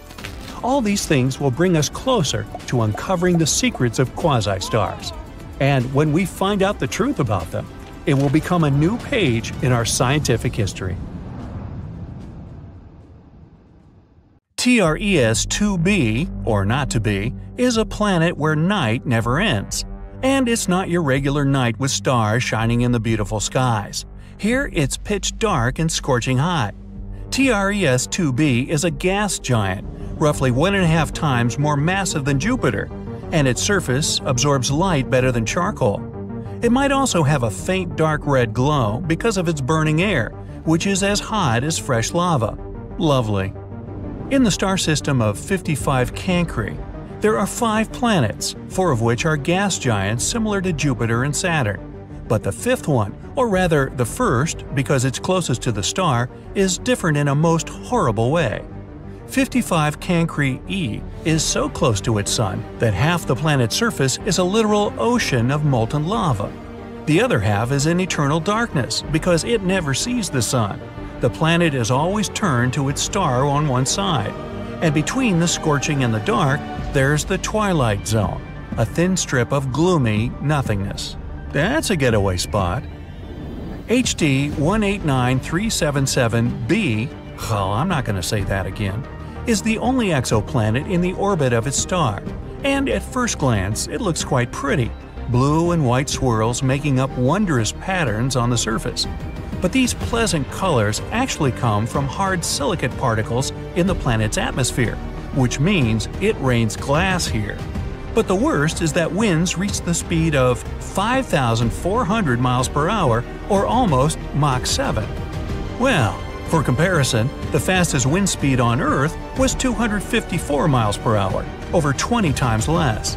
Thus, the glass falling from the sky travels horizontally at hypersonic speeds, shredding everything in its path. Better duck. The next system, whose name I won't even try to pronounce, this one, has 3 exoplanets, which are all being slowly destroyed by their own star. It happens because that star is not a regular. It's a pulsar, a rapidly spinning core of an exploded star. It creates powerful electromagnetic pulses in several directions while rotating at several thousand times per second.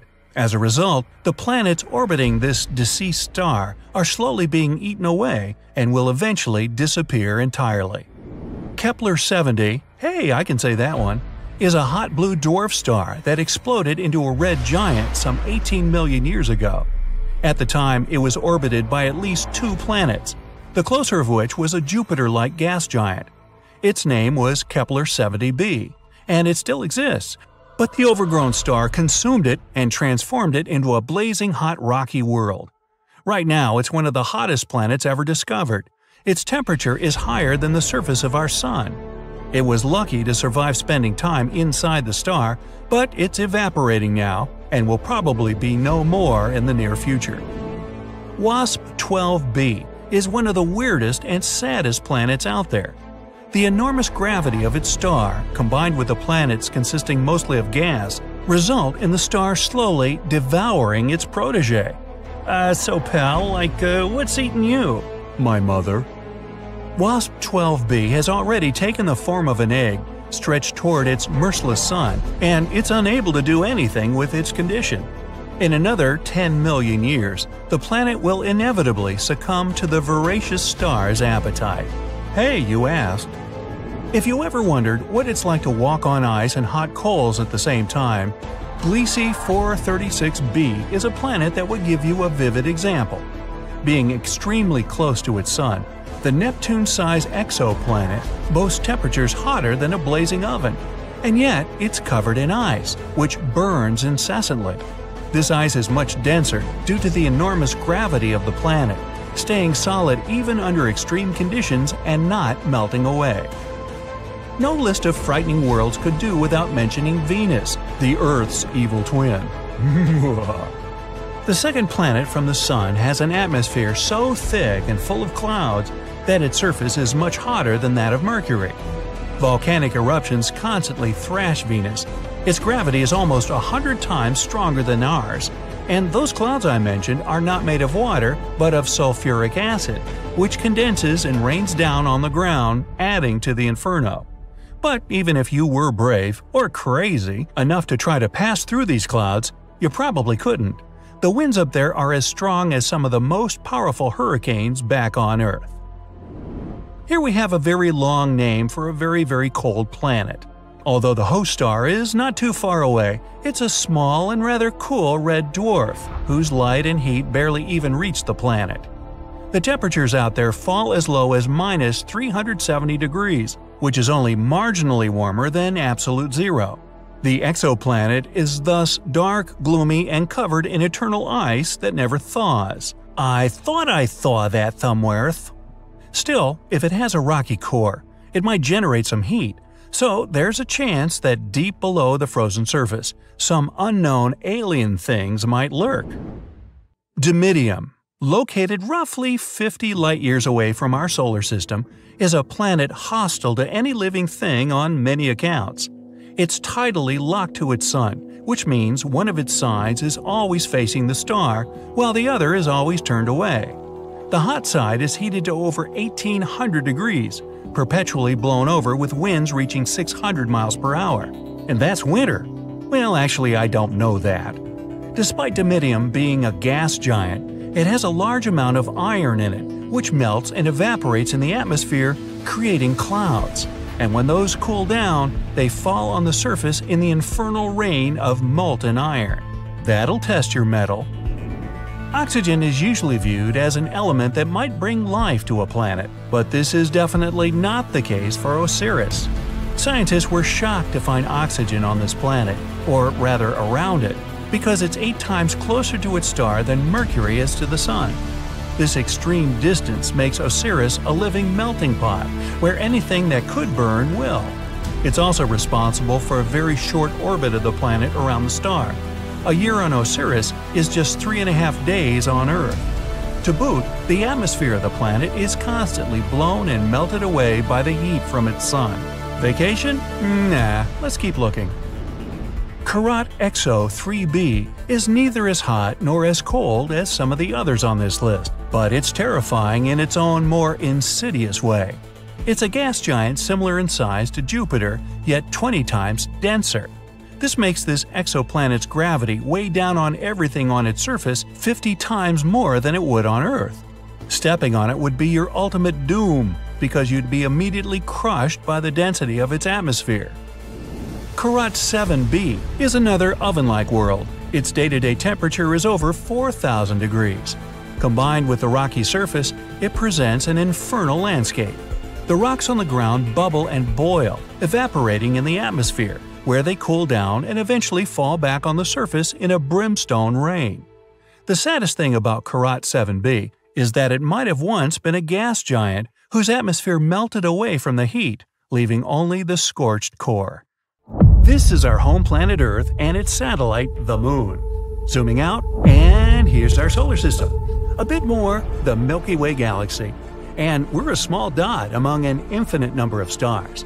Now, even farther out, a cluster of galaxies, dots and swirls in the endless space.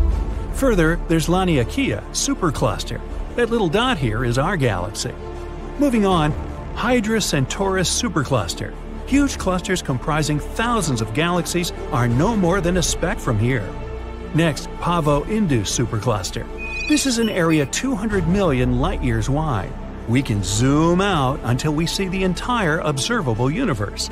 Each little dot in here actually contains thousands of galaxies and quadrillion stars. Scientists speculate that our universe may look like a bubble, and that bubble might collide with another universe. Yes, other universes could exist. Actually, even a whole infinite number of those. All of them could have appeared after the Big Bang. The collision between them isn't impossible either. At least, it might have happened before. And the proof is here, in the direction of the constellation Eurydice. This place is called Eurydice Supervoid.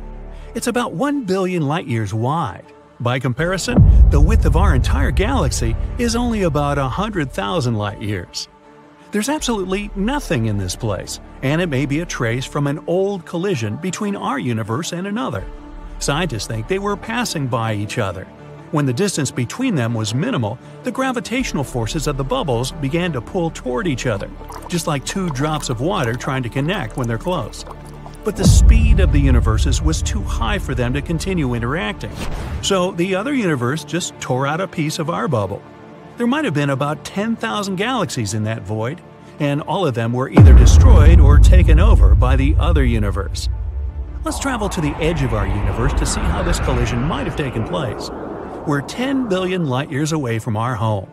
Here, in another galaxy, we see amazing nebulae of different colors and shapes.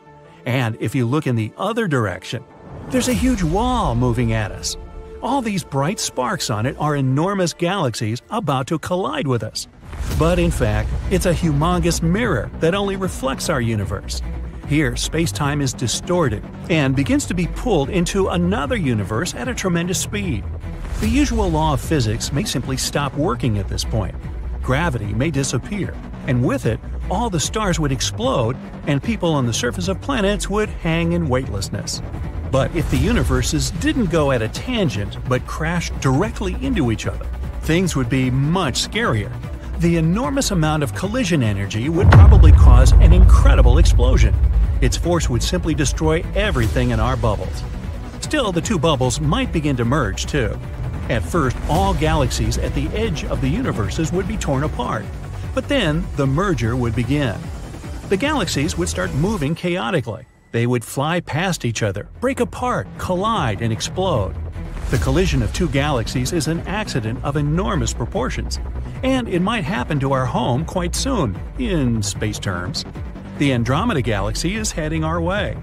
It's a spiral galaxy about twice the size of ours, and there are about 1 trillion stars there, which is twice more than in our Milky Way.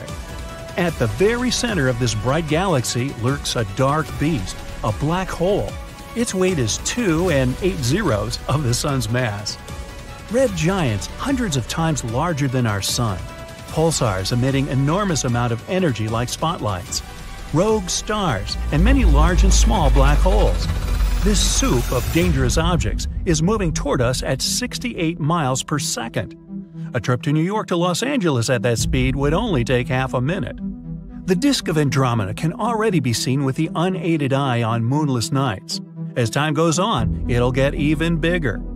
As Andromeda gets closer to us, its gravitational force will begin to stretch the arms of our spiral galaxy. It'll begin to unwind. The stars and planets will lose their orbits. One possible scenario is that an unknown asteroid, or even a dwarf planet from the Andromeda Galaxy, will crash into the Earth at an incredible speed. Our planet will explode just like a balloon from this impact. Oh, goody. Another option involves stellar collisions. Our Sun would face another star. The bigger star will slowly begin to consume the smaller one.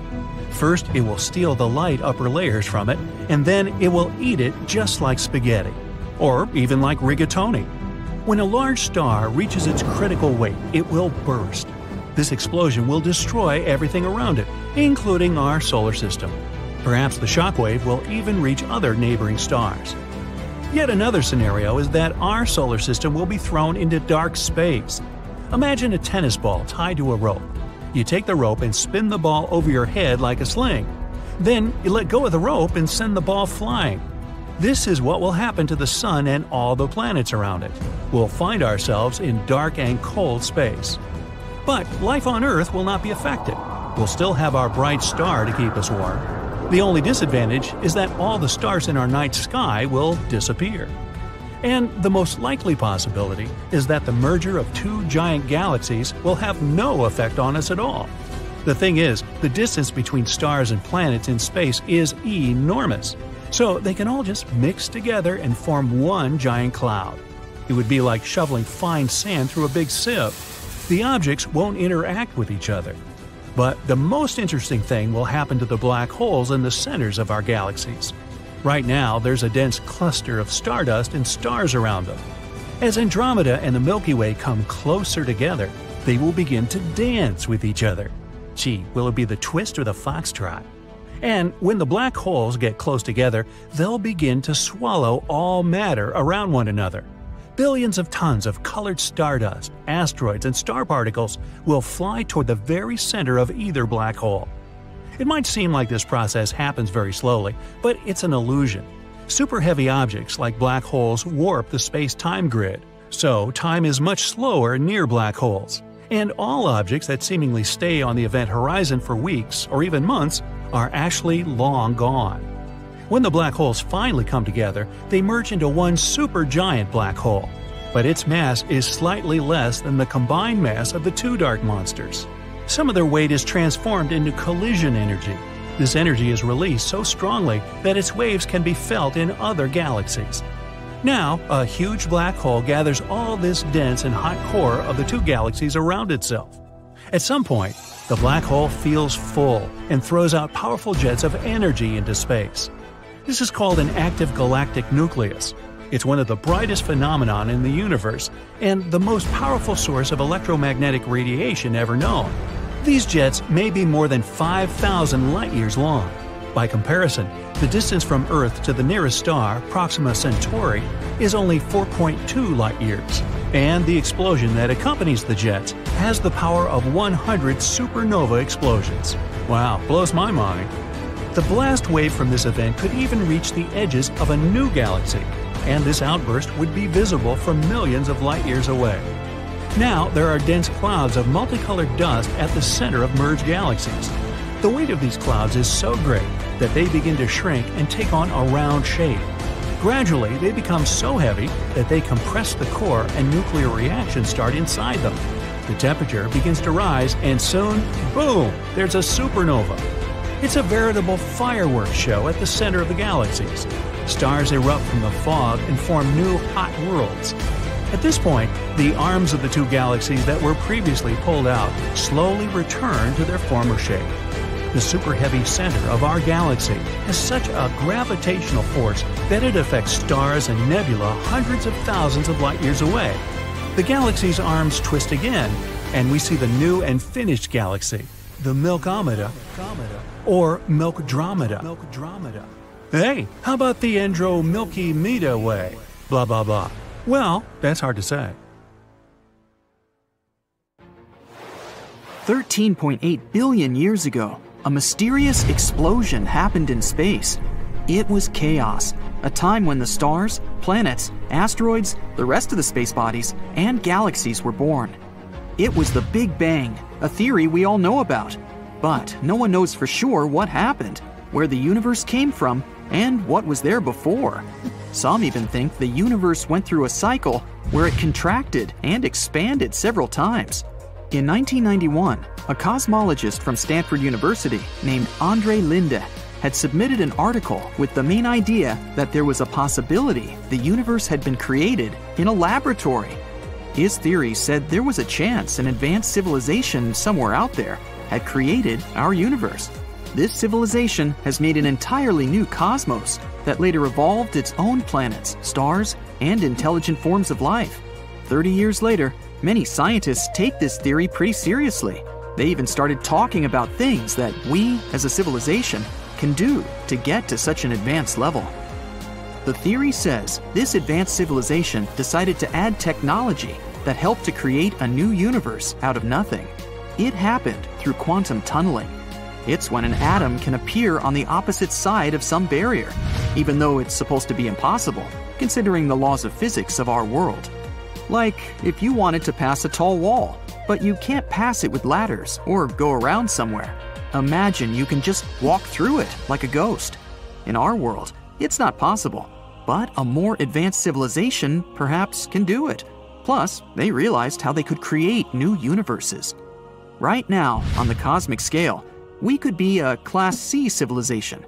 We don't know how to recreate some things. For example, conditions on the Earth for when our central star, the Sun, goes out. If we manage to become a Class B civilization, we'll learn to adjust conditions to be independent of the Sun. That means we might be able to learn how to live even without it. And if we level up and become Class A, we'll know how to recreate cosmic conditions and produce our own cosmos in our laboratories. We think of the world we live in through 3 dimensions of space: east-west, north-south, and up-down. There's also one dimension of time, which means we can distinguish past from future. A fifth dimension would represent one more extra dimension of space. The theory of its existence was first mentioned in the 1920s. It was inspired by the theory of gravity by Albert Einstein, who said space-time is warped by matter and energy. We can't perceive these four dimensions, but we see how an object moves and attribute it to gravity. And maybe there's some other force, like the electromagnetic force, that's more than 1,000 times stronger than gravity, that could explain things going on in that extra dimension of space. The fifth dimension is curved in a way we can't see it, but the idea about it was mentioned in a string theory. It considers the universe as really small strings of mass energy, not as particles.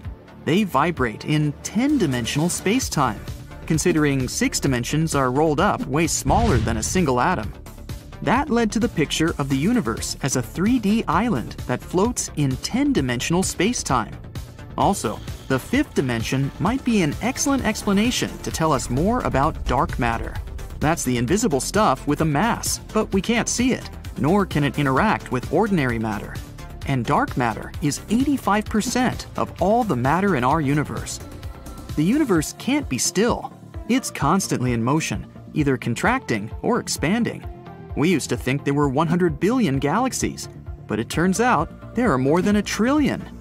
The galaxies are moving away from each other. This is what it means when scientists say the universe is expanding all the time. There are voids between galaxies that sometimes stretch millions and millions of light years across. They can seem empty, but they can also contain way more matter than we can find in galaxies. Still, stars usually can't be formed there because the matter between those areas has lower density. But there's still plenty of so-called intergalactic stars. A good example is the Virgo galaxy cluster, 10% of which are intergalactic stars. We don't know how exactly they got there, but there are 2 possible ways. 1. Stars can collide, merge, or pass close to another galaxy, which can kick it off from its parent galaxy. Option number 2. A supermassive black hole can accelerate a star to very high velocities if they have a close encounter, which can, again, make a star be expelled from its parent galaxy. If you could have a giant magnet, you could even pull something out from the vicinity of a black hole. That's possible if the magnetic field near a supermassive black hole is as strong as the black hole's gravitational field. But it doesn't work if we're talking about material that's already beyond the black hole's event horizon. That's a spot with a gravitational force so powerful, not even light can get away. You'd need to accelerate this material to the speed of light, at least, to get away. For that, you'd need an infinite amount of energy. But a magnet could help if something's heading toward the black hole but didn't get inside yet. When someone mentions a black hole, you might get a picture of some giant void in space. But the Milky Way is most likely full of thousands of smaller black holes that float around the galaxy. When a star comes to its end, it will destroy itself in a supernova explosion, which is a cataclysm of energy. In that explosion, the densities in the core will reach an intense enough state that nothing will be able to escape. At the same time, the major part of the star explodes outward, but a part of it collapses inward, creating a black hole. The bigger the star, the bigger the hole. The black hole then swallows everything that comes in its way, including other stars as well. When a star gets sucked up into the black hole, it's ripped apart because of the strong gravity inside the black hole. Some of its parts fall into the black hole, while others get ejected at incredibly high speeds. Some black holes might have been formed in a different way. The early stages of our universe were, to say the least, pretty chaotic. It had high temperatures and pressures, and was in a state that shaped the entire cosmos. Under the right conditions, any old gas patch may have shrunk itself to become a black hole. And they came in many different sizes, from something that weighs a couple of pounds to giant masses like thousands of suns, and those in between. They aren't really black. Black holes are areas with strong gravity, and no object can escape when it gets inside. They feed off electromagnetic radiation, such as light and space particles. Since they're consuming matter all the time, black holes give off a dark glow. The Earth is not that close to the inhospitable edge of the solar system. We're the 6th planet from it. Scientists made a pretty cool 3D map of our solar system where we can see what the edge looks like. It took them 13 years to design it. The boundary is called the outer heliosphere. It marks the area in space where the solar wind, which is the stream of charged particles our sun emits, gets deflected and draped back by the radiation coming from the empty region beyond our solar system. The inner layer of the heliosphere is where the sun and the planets have a rough shape of a sphere, while the outer layer is not that symmetrical. This asymmetry happens because our sun is moving through the galaxy and goes through friction with the radiation in front of it. You take a giant straw and begin to inflate Saturn. It's getting bigger and bigger and bigger. That's enough. Now let's add some giant rings. That's it. This is Super Saturn, also called Saturn on steroids. It's a real object that scientists discovered in 2012, a planet named J1407b. And astronomers are still not sure what it really is. It could be a gas giant, like Jupiter or Saturn in our solar system. Then there would be no solid surface there. And if you wanted to set foot on that planet, you just fall through it, all the way to the core. But it could also be a brown dwarf. That's something between a large planet and a full-fledged star. Such objects have to be heavy enough to start thermonuclear reactions, like those going on inside stars. But the power of these reactions is too weak for brown dwarfs to glow and emit heat. To imagine the size and weight of J1407b, let's look at our Earth. If you put our planet on a scale, it'll show 6 and another 21 zeros tons. Our planet is also about 7,900 miles across. Now, that's Jupiter, the largest planet in our solar system. Its diameter is 11 times as great as that of Earth. It's also 318 times heavier. If Jupiter were a bucket, you could put 1,321 Earths in it. And this is the hero of the day, Super Saturn. It's almost 20 times as large as Jupiter. To balance the scales, you need to put 6,360 Earths on the other side. The planet's rings are so wide that if they were in the solar system, they would take up more than half the space between the Sun and Earth. And if Super Saturn switched places with the original Saturn, you'd see those rings with the unaided eye. They would be larger than a full moon. Presumably, these rings appeared in the same way as the ones around our Saturn. One theory says they're the remains of a moon that was once there. Its orbit was unstable, and over time, the moon got torn apart by the tidal forces of the huge planet it orbited. Small pieces of the former moon took their places in the giant orbit. They collided with one another, like in a blender. After some time, everything that was left was basically particles of dust and ice moving around the colossal planet. Another theory suggests that the rings appeared after the moon collided with an asteroid or another moon. Then the gravitational blender did its job and turned the moon's debris into the rings. Some scientists think the rings formed at around the same time as the planet itself. So they're just the remains of the planetary nebula, which is a cloud of gas, space debris, and dust. Later, it probably shrunk and solidified to form a planet. We can only guess where Super Saturn got its rings from, but scientists say their mass is 80% of that of Earth. It may mean that the moon that used to orbit J1407b was about the same size as our planet. There's a little gap in the middle of these rings. Scientists think Super Saturn's moon might be there. If this is the case, it should be about the size of Mars. If scientists are right and Super Saturn is actually a brown dwarf, then this is an incredible discovery. Scientists will be able to watch it age.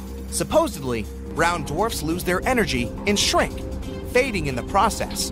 And when a brown dwarf exhausts all its energy, it turns into a black dwarf. It's easy to confuse it with a black hole. People haven't discovered black dwarfs anywhere in the universe yet, because they take trillions and quadrillions of years to form. Our universe is too young, and none of the stars, even those that appeared when the universe was born, have had time to become black dwarfs. One of the oldest objects in the universe is the white dwarf, with a pretty long name, WD0346+246. It's about 11 to 12 billion years old and half as cold as our sun, and it's still cooling. It would need around 10 plus another 15 zeros years to turn into a black dwarf. For comparison, the universe is 1.4 and 10 zeros years old. Scientists believe that a black dwarf will exist for about 10 plus 25 zeros years, feeding on dark matter. After that, its protons, the smallest particles of matter, will begin to decay. And then, the black dwarf will simply evaporate. That will take another 10 plus 49 zeros years. But if the protons remain intact, a much more interesting scenario will await the black dwarf. In another 10 and 1500 zeros years, the black dwarf will become an iron star. It's essentially just a cannonball in space. The iron sphere will exist billions of times longer than our entire universe has existed, until it suddenly turns into a black hole. So, the process of the formation of a black dwarf is extremely long. It'd take a regular star an insane amount of time to age that much. But Super Saturn, if it is a brown dwarf, may be much closer to this state. Saturn on steroids is not the only strange planet in our universe. This is Gliese 436b. It's been detected using the transit method. A transit happens when a planet moves between its host star and an observer. It looks similar to a lunar eclipse. This planet is 4 times the size of Earth and 22 times as heavy. That's almost like Neptune. It's an exotic water world. The water there is solid, but it's not ice. It has a temperature of about 520 degrees Fahrenheit. The water in your pot turns into steam at 212 degrees Fahrenheit. But on Gliese 436b, the liquid remains solid because of the extreme pressure on the planet. Scientists have also discovered that the planet's atmosphere is evaporating into outer space. That's why there's a giant circular cloud around it. It's constantly moving in its orbit, giving the planet a long tail that looks like that of a comet. Cancri E holds incredible riches worth more than all the money on Earth. There are diamonds scattered all over the planet. Cancri E is about twice as wide and 8 times as heavy as Earth. This planet doesn't rotate. Only one of its sides always faces its host star. The surface temperature there is almost twice as high as the temperature of a burning fire. And since the host star is rich in carbon, the planet contains plenty of this element too. The intense pressure and temperatures help turn carbon into graphite and diamonds. Unfortunately, this planet is 40 light years away from our home, so it'd take about 730,000 years to get there on a regular rocket. Another planet rich in gems is HAT P7b. It's about 1,000 light years away from Earth. It's 60% as large and nearly twice as heavy as Jupiter.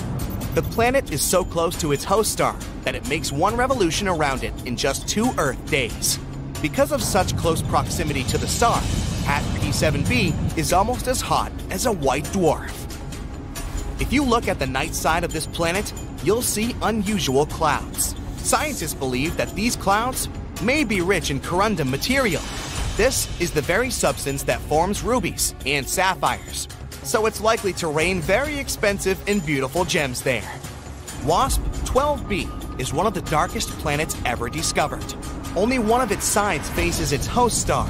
The planet's surface is so dark that it eats up about 94% of all visible light, so it looks a lot like a black hole. The host star heats up the planet so much that the material there continuously evaporates. Then the star's strong gravity pulls this cloud toward itself, forming a disk. But TRES-2b is the champion. It's the darkest planet known to people. It absorbs 99% of the light coming from its star, which means it consumes more light than a piece of coal.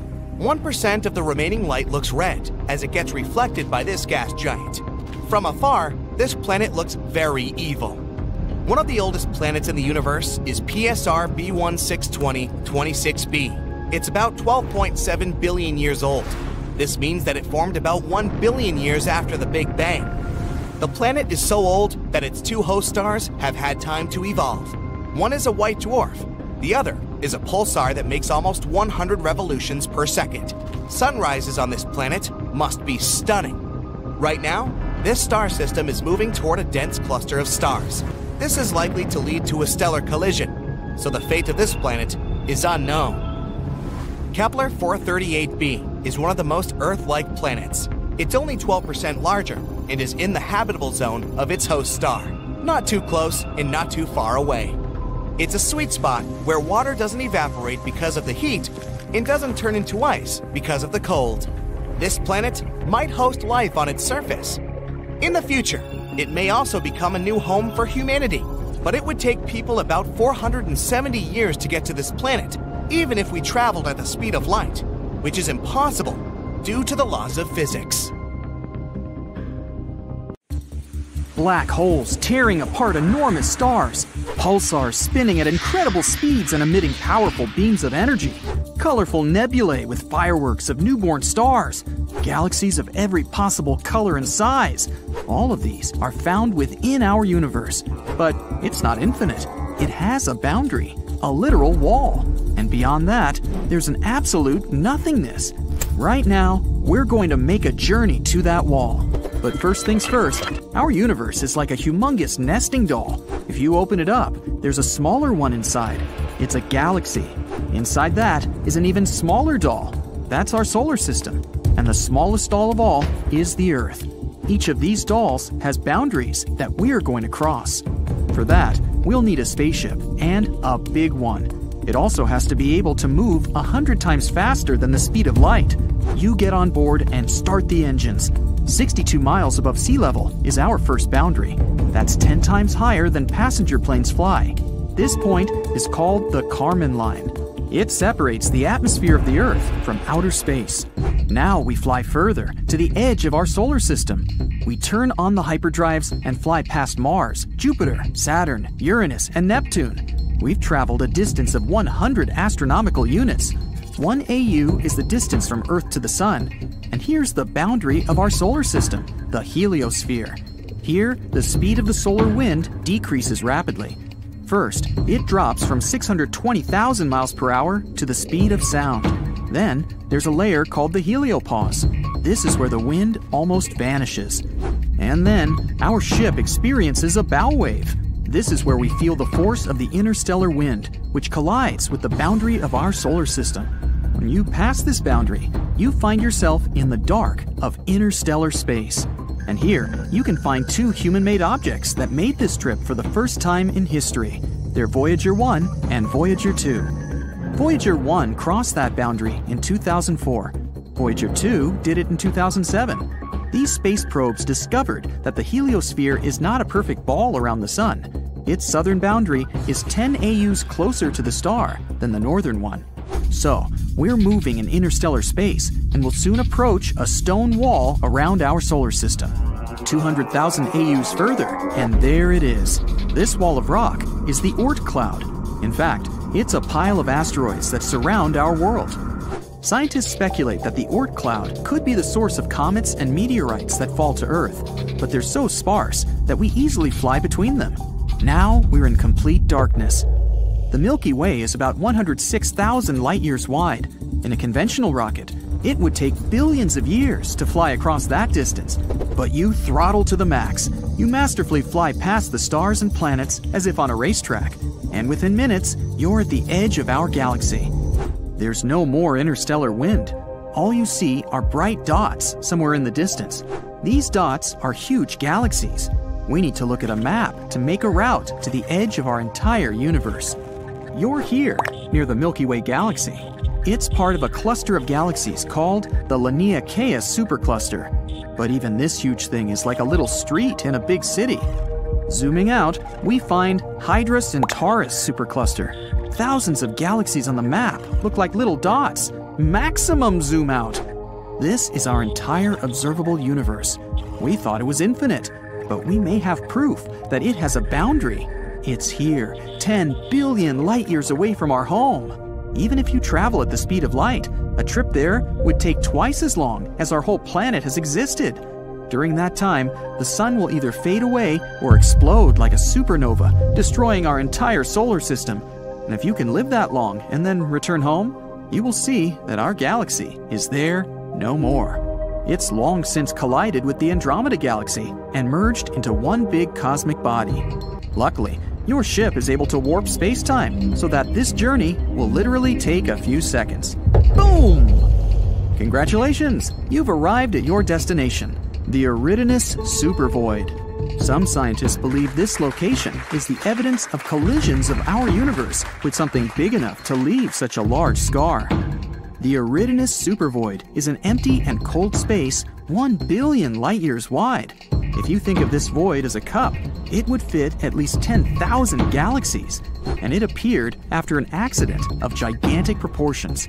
The object that crashed into our universe was another universe. Yes, other universes may actually exist. Imagine that our entire universe is a huge bubble that contains all the clusters of galaxies in the observable universe. There could be an infinite number of such bubbles. They could have been born during the Big Bang. These universes may be different from ours. They may have other galaxies and nebulae. But these bubbles could also be parallel universes. This means that if you chose cereal over oatmeal in the morning, in another universe, your twin would choose the oatmeal. Every choice you ever made in life had completely different consequences in a parallel universe. And because the number of choices are infinite, there's a whole infinity of parallel universes. So, like a regular bubble, our universe has a wall that is near the Eridanus supervoid. Long ago, another bubble flew past ours. As they approached each other, their gravitational fields began to interact. Our boundary wall began to deform and pull toward the other universe. The same thing happened on the other side. Then the walls of our universes came into contact. But as these bubbles moved, their connection began to break, and the other universe just ripped a huge chunk of ours. A cold void was formed at the point of collision, and that was the Eridanus supervoid. The problem is that the universe looks the same to the observer, regardless of point of view. For example, imagine a basketball hanging in the air.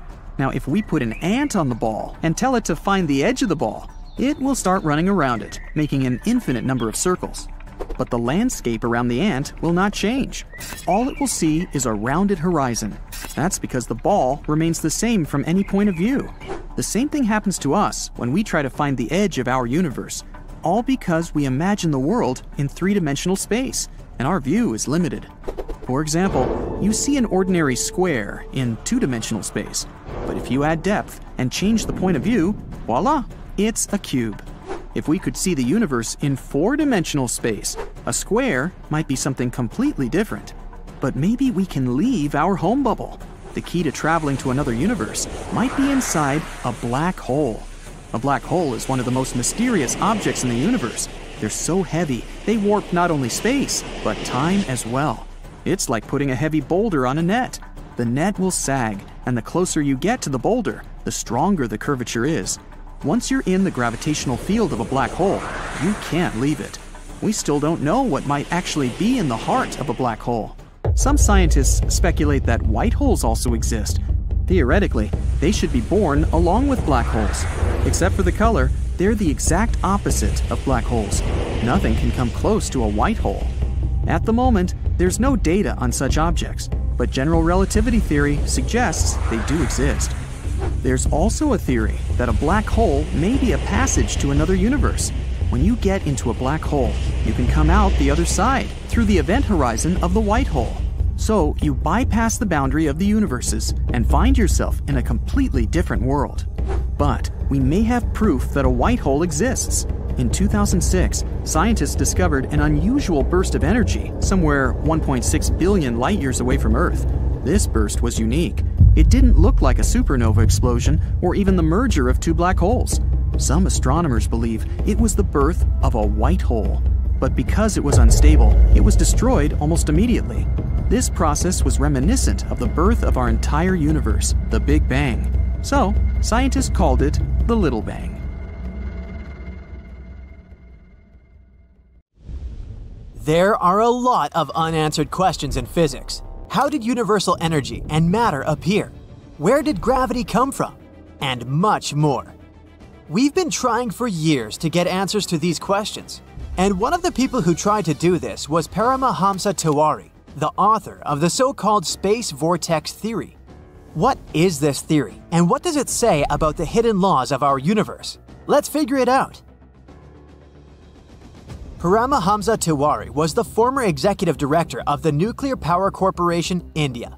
He took the space vortex theory, or SVT for short, first proposed by René Descartes and finalized it. He was always inspired by physics and its greats, even since his days as an electrical engineering student.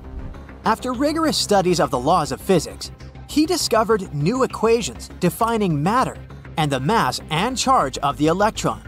After that, he came up with the SVT. This theory tried to explain the unexplained phenomena in physics, including the creation of the electron and gravitational, electrostatic, and electromagnetic energy fields, as well as other things. It also described the 6 hidden laws of the universe that underlie our entire world. But first of all, let's talk about the theory itself. Space vortex theory suggests that the universe is made up of vortices, or swirling patterns of energy. And according to SVT, these vortices are the fundamental building blocks of the universe. They're the driving force behind the laws of physics and the fundamental principles of our world. Basically, everything in the universe is connected and interconnected through these vortices. This theory isn't very based on any real observations, but rather on mathematical models and computational modeling. For example, some computational models showed how these vortices work in hydrodynamics and plasma physics. They showed that vortices in such systems can have a central point of attraction and can be interconnected. Other models were used to study how the energies inside the vortices move and how they can create different frequencies and vibrations. But some experts have criticized SVT for using only models and simulations. The biggest criticism is that this theory can't actually be tested. It relies on mathematics and not on some experimental data. That's why it's not accepted as a mainstream scientific theory. But it's still quite interesting and provides a unique perspective on the universe and our understanding of the laws of physics. For example, according to SVT, the universe has some underlying hidden rules that cause the creation of fundamental matter, their assembly, and movement. What are these laws and what do they say? Well, let's take a look at them. Law 1. The universe has only one primordial entity, space, i.e. absolute vacuum, that structures matter. This law states that space is the fundamental building block of the universe and that it's responsible for structuring matter. It suggests that space is the fundamental entity that creates and maintains the structure of matter, and that all matter in the universe is made up of the same fundamental particles, like electrons and positrons. Let's try to put it in simple words. Imagine that the universe is like a big Lego set. Just like how all the Lego bricks are made up of the same basic building blocks, the universe is made up of the same fundamental building blocks too. And these blocks are called electrons and positrons. But what holds these blocks together? Space, of course. Space gives it shape and structure, just like how the plastic container holds all the Lego bricks together in a set. So, the first law states that space is the fundamental building block that structures matter and holds everything together in the universe. Law 2. Matter is constituted with multiples of only one kind of fundamental particles, electrons and positrons. This law states that all matter in the universe is made up of the same fundamental particles, the electron and positron. These two are the Lego blocks we've talked about before.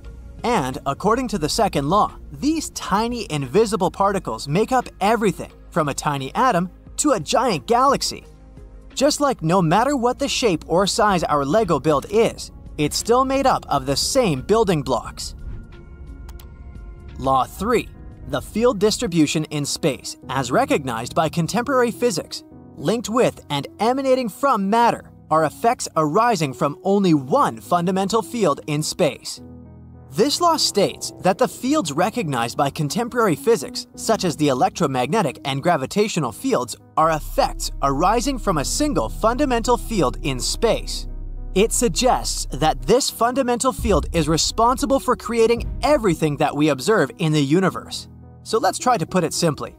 This time, imagine that the universe is like a big playground. All the different fields we observe, such as the gravitational and electromagnetic fields, are like different games we play in there. But no matter what we play, we're still in one fundamental space. This is the playground itself. It's the base that holds everything together. According to the third law, without the playground, we wouldn't be able to play any games, and without this fundamental field in space, we wouldn't be able to observe any fields in the universe. Law 4. There is no void in space anywhere in the whole universe except at the centers of the fundamental particles of matter, electrons and positrons. This law states that there's no truly empty space in the universe and that all space is filled with the fundamental field, the one we talked about before. It says that electrons and positrons can be found everywhere, and even the things we consider to be empty, like vacuum, are actually full of tiny particles. And according to this law, the only truly empty spaces we can find in the universe are at the centers of the fundamental particles, electrons and positrons. Law 5.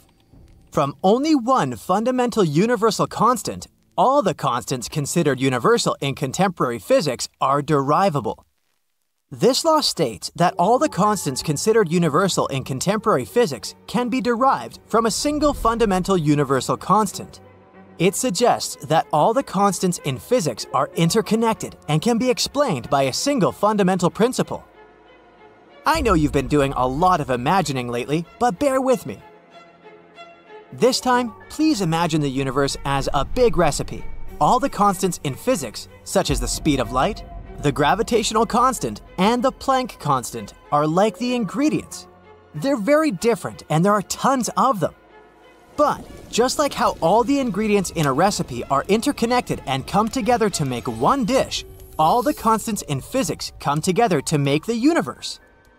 And just like how a recipe has a main ingredient that holds everything together, physics also has a single fundamental constant that holds everything together. Law 6. The spatial structure of submicrocosmic fundamental matter is repetitive uniformly in the spatial structures of macrocosmic bodies like planets, stars, and galaxies. This law states that the structure of the fundamental particles that make up matter is repetitive and uniform across all scales, from subatomic particles to macrocosmic bodies like planets, stars, and galaxies. It suggests that the same fundamental principles govern the structure of matter at all scales. Let's go back to the analogy with the recipes and cooking. Using different ingredients and combining them in different ways, the chef can create new dishes. These will all be different dishes and they can be very simple or very complex, but when creating them, the chef still applies the same basic rules and knowledge they have, right? And just like that, the universe also creates different structures, from atoms to planets, stars, and galaxies. But it still uses the same fundamental principles to create all these things. So, this law suggests that the structure of the fundamental particles that make up matter is repetitive and uniform across all scales. These are the 6 fundamental laws of the universe according to the SVT, and even though it's not accepted by mainstream science, it's still a pretty interesting concept.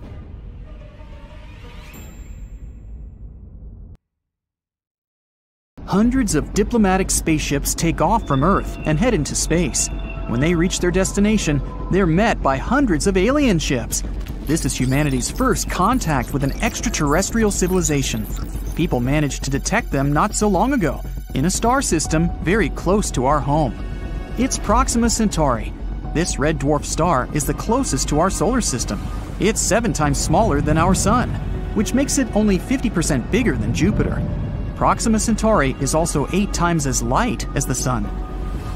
This star system is 4.2 light-years away. That's how long it takes a photon of light to travel from this star to Earth. By comparison, it only takes 8 minutes for sunlight to reach our planet. If you decided to travel to Proxima Centauri, it would take you about 73,000 years to fly there in a conventional rocket. That's longer than our intelligent civilization has even existed. But it's not the star itself that interests us, it's the planet orbiting it. That's Proxima Centauri b. It's 17% bigger than Earth and about 10% heavier. It orbits its star at a distance of 4.5 million miles. By comparison, Earth is 93 million miles away from the Sun. That's 20 times farther. But the host star, Proxima Centauri, is a red dwarf. It doesn't emit as much light and heat as our Sun. So the planet Proxima Centauri b is right in the habitable zone of the star. It's located at such a perfect distance from its mother star that the planet neither gets too hot nor turns into a block of ice. In other words, the temperature there makes it possible for water to exist in its liquid state. This means that Proxima Centauri b could host life. But further observations of the planet make it doubtful. The host star is very unstable. Its brightness changes too frequently. In 2017, astronomers witnessed a catastrophic flash. The star increased its brightness by 1,000 times for 10 seconds. Before that, there was another weaker flash. The planet received an enormous amount of radiation. If there had been life there, that flare would have wiped it out completely. Overall, Proxima Centauri b receives about 400 times more X-rays than Earth. Complex living organisms cannot live under such conditions. Scientists say that even if there was an atmosphere and an ocean on Proxima Centauri b, this constant radiation would simply blow them off the planet. Proxima Centauri b is so close to its host star that it's gravitationally locked to it. This means that the planet is always turned to the star with only one side, just like the moon is turned toward Earth. That means that only one side of the planet receives this awful amount of radiation, and some experts speculate that an intelligent civilization might live on the night side of the planet. And it could be this civilization that sent us the strange signal that astronomers caught in 2019. Scientists described it as, quote, a bright long-duration optical flare, accompanied by a series of intense coherent radio bursts. This radio signal was observed for 30 days by one of the radio telescopes on Earth. Scientists thought the signal was artificial and could have been sent by an extraterrestrial civilization. Presumably, the signal came from Proxima Centauri b, or one of the moons that might be in that star system. But further observations failed to detect the signal. Now, the main theory claims that this radio signal is just some kind of interference from some technology on Earth. But what if it was really sent by a civilization living on the dark side of Proxima Centauri b? Well, we may soon find out for sure. People are launching a brand new telescope into space. It's the James Webb Space Telescope. It's scheduled to be launched at the end of 2021. A booster rocket will take off from Earth and reach orbit. Then, it'll deliver the telescope to a specific point between our planet and the Sun, where their gravitational forces are roughly equal. Plus, there's no light pollution in space, unlike on Earth's surface. There are also no clouds or other weather conditions that might interfere with the telescope. The James Webb Space Telescope will replace the Hubble telescope, which has been operating in space since 1990. The new telescope costs $9.8 billion. And here's why. It'll use a mirror as wide as a boxing ring. This will allow the telescope to see very far into space. So far, in fact, that the light from some events happening there won't have reached Earth yet. This means we will literally be able to look back in time. The James Webb Space Telescope will see the universe almost immediately after the Big Bang. We'll see how the first stars and galaxies were born, and how the universe turned into what we observe today. But also, this telescope can be used to examine Proxima Centauri b. Astronomers will be looking for artificial light there, like the LED lights we have on Earth. If Proxima Centauri b really hosts life on its night side, then the locals must have learned to transfer heat and light from the day side of the planet, and they would have to use artificial light to support life on their side. The James Webb Space Telescope is powerful enough to distinguish the light waves emitted by the star from those that might be created by someone on the dark side of the planet. And if we do detect some artificial light, we'll have the first ever confirmation that an intelligent civilization might exist outside our solar system. But there's always room for error in calculations and data interpretation. The only way to establish the truth once and for all is to send a space probe to Proxima Centauri. Then we can get real pictures of the planet. The main problem is distance. Although Proxima Centauri is the closest to the Earth star system, it still takes tens of thousands of years to get there. After all, the Voyager 1 space probe needed about 44 years just to leave the solar system. And that's just a small step compared to the actual distance to the nearest star. So we need other methods of travel, and they have to be much faster. Some scientists want to send microprobes to Proxima Centauri b. They won't be any heavier than a sewing needle. A launch vehicle will deploy about 1,000 of these probes into orbit. Then they will unfold a space sail. This is an ultralight material that will use the power of light to create thrust.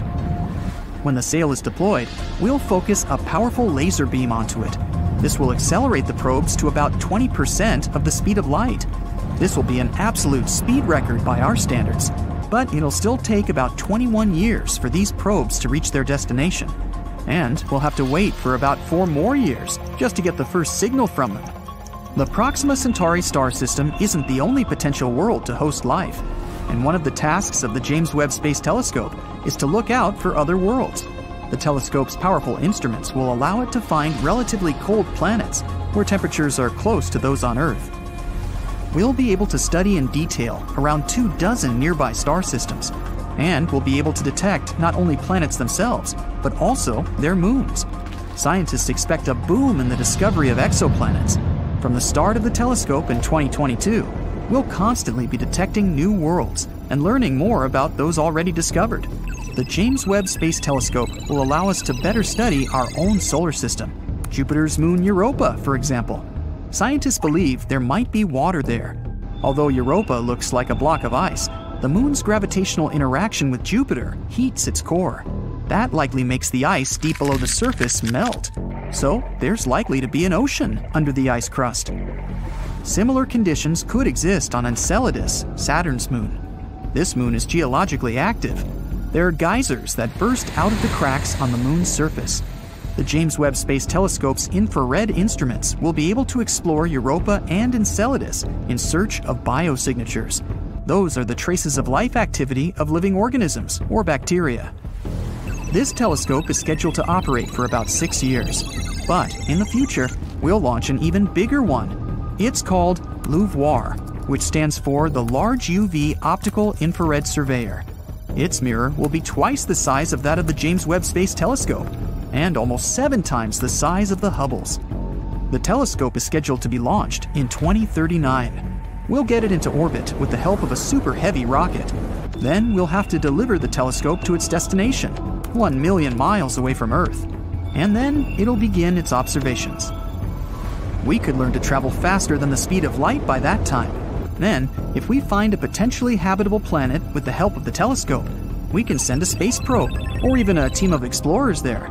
In this case, a diplomatic meeting with an extraterrestrial civilization might become a reality. You're flying through space, dodging stars and black holes. Your speed is so great that you can get from one galaxy to another in just a few minutes. Sound far-fetched? Well, all this can become a reality because NASA has already tested the technology that might allow us to travel faster than the speed of light. Let's look at the space fleet people have now. To fly into space, we use conventional rockets carrying tons of fuel and oxygen. These two substances get mixed and ignited. Fire bursts out of the rockets. The exhaust gases move downward, and the rockets move upward, as if pushing off of them. That's how jet propulsion works. This way, we can make the rocket move at almost 5 miles per second. At that speed, you could cross the United States from coast to coast in a mere 8.5 minutes. But if we talk about space, that's very slow. A trip to a neighboring planet, like Mars, takes about 7 months. And a trip to the edge of the solar system would take about 35 years. That's how long it took the Voyager space probe, launched in 1977, to get there. But we want to travel between stars and galaxies, and the nearest star, Proxima Centauri, is 4.2 light-years away from our home. That would take about 73,000 years to get there. That's longer than intelligent human civilization has even existed. And if you wanted to travel across the whole Milky Way galaxy, which is 100,000 light-years wide, it would take you about 1.7 trillion years. By comparison, the entire universe is 14 billion years old. People just travel too slowly.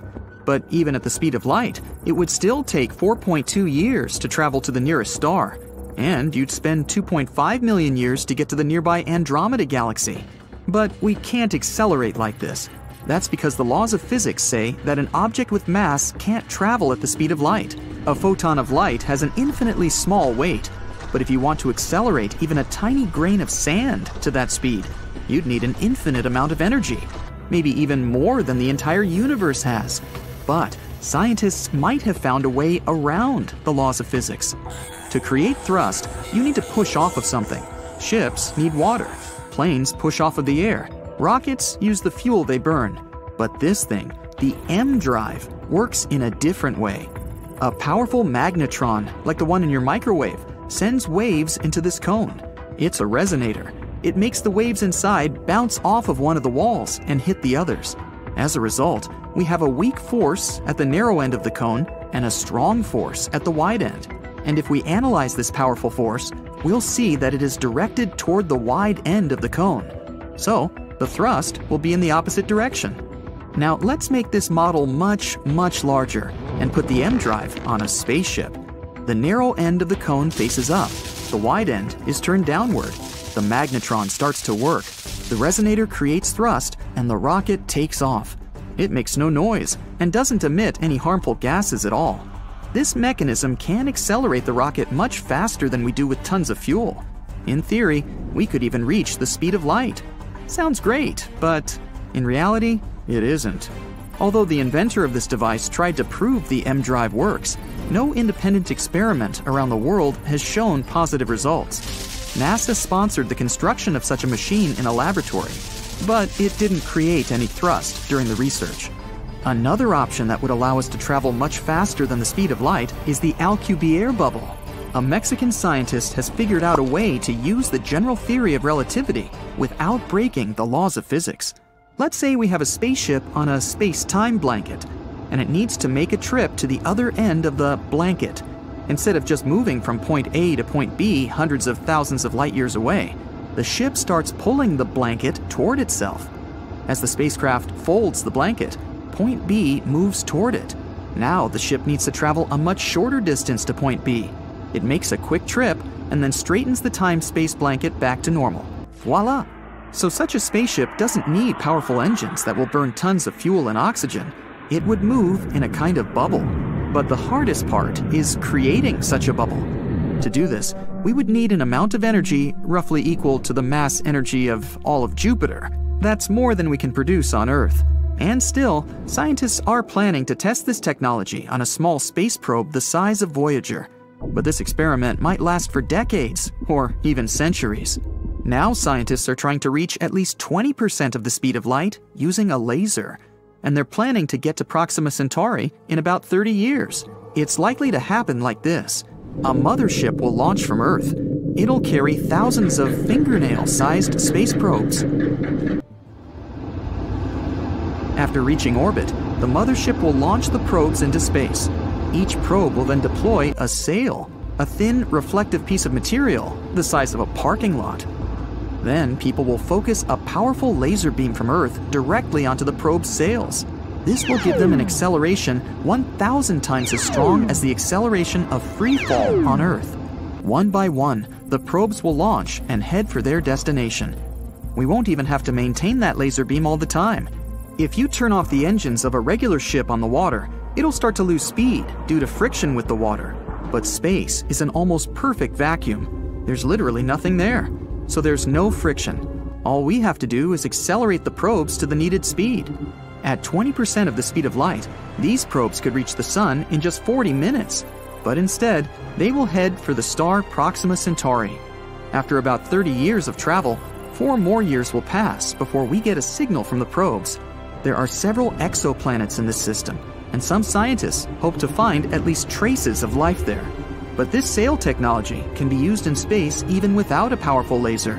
We can use the Sun. If we create a sail the size of a soccer field and unfold it in space, it'll start catching the Sun's rays. And since the surface of the sail is reflective, the rays will bounce off the sail. This will create thrust and propel the spacecraft.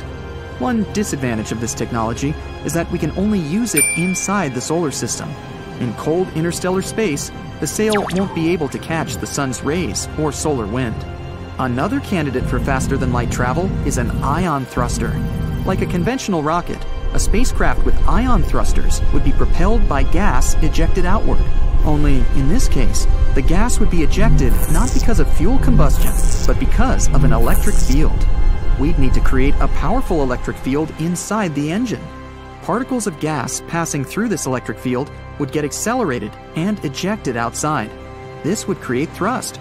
And although the acceleration in such an engine would be many times weaker than in a conventional rocket, the ion engine would be able to reach higher speeds. NASA was planning to build an ion-powered spacecraft to fly to Jupiter. Ion engines consume a lot of energy, so the ship was to be equipped with a nuclear reactor and lots of solar panels. 8 large engines were supposed to accelerate the spacecraft to about 56 miles per second. At this speed, the trip from New York to London would take 1 minute. So far, this technology has been actively tested on different space probes, but it can't provide a solution to how to travel faster than the speed of light. Perhaps people will still be able to travel between galaxies in conventional rockets, but they'll need to use some sort of shortcuts called wormholes. So, back to our space-time blanket. Point A lies at one end, and point B is at the other. Instead of traveling across the entire blanket for millions of years, you can simply fold it. Then point B will be right above point A, and you can quickly get there through a short tunnel between them. Such tunnels are called wormholes. Some scientists believe that wormholes can be inside black holes. But there are 2 problems here. The nearest black hole is 1,500 light-years away, so a trip there would take eons. The second problem is the hole's gravity. Black holes have the strongest gravitational pull of any object in the universe. Their gravity can crush any spacecraft. That's because the gravitational force increases with every inch you move closer to the black hole's center, and the force affecting the nose of the spaceship will be much stronger than the force that affects the tail. The spaceship will stretch out like spaghetti and get torn apart. But there's a theory claiming that a spacecraft or even a person can survive falling into a black hole, but only if the black hole is supermassive, like the ones that lie in the centers of galaxies. They can be millions and billions of times heavier than the sun. But even though they're heavier, they're also bigger in size. This means gravity probably doesn't increase so fast there. You or your spacecraft might not turn into spaghetti and might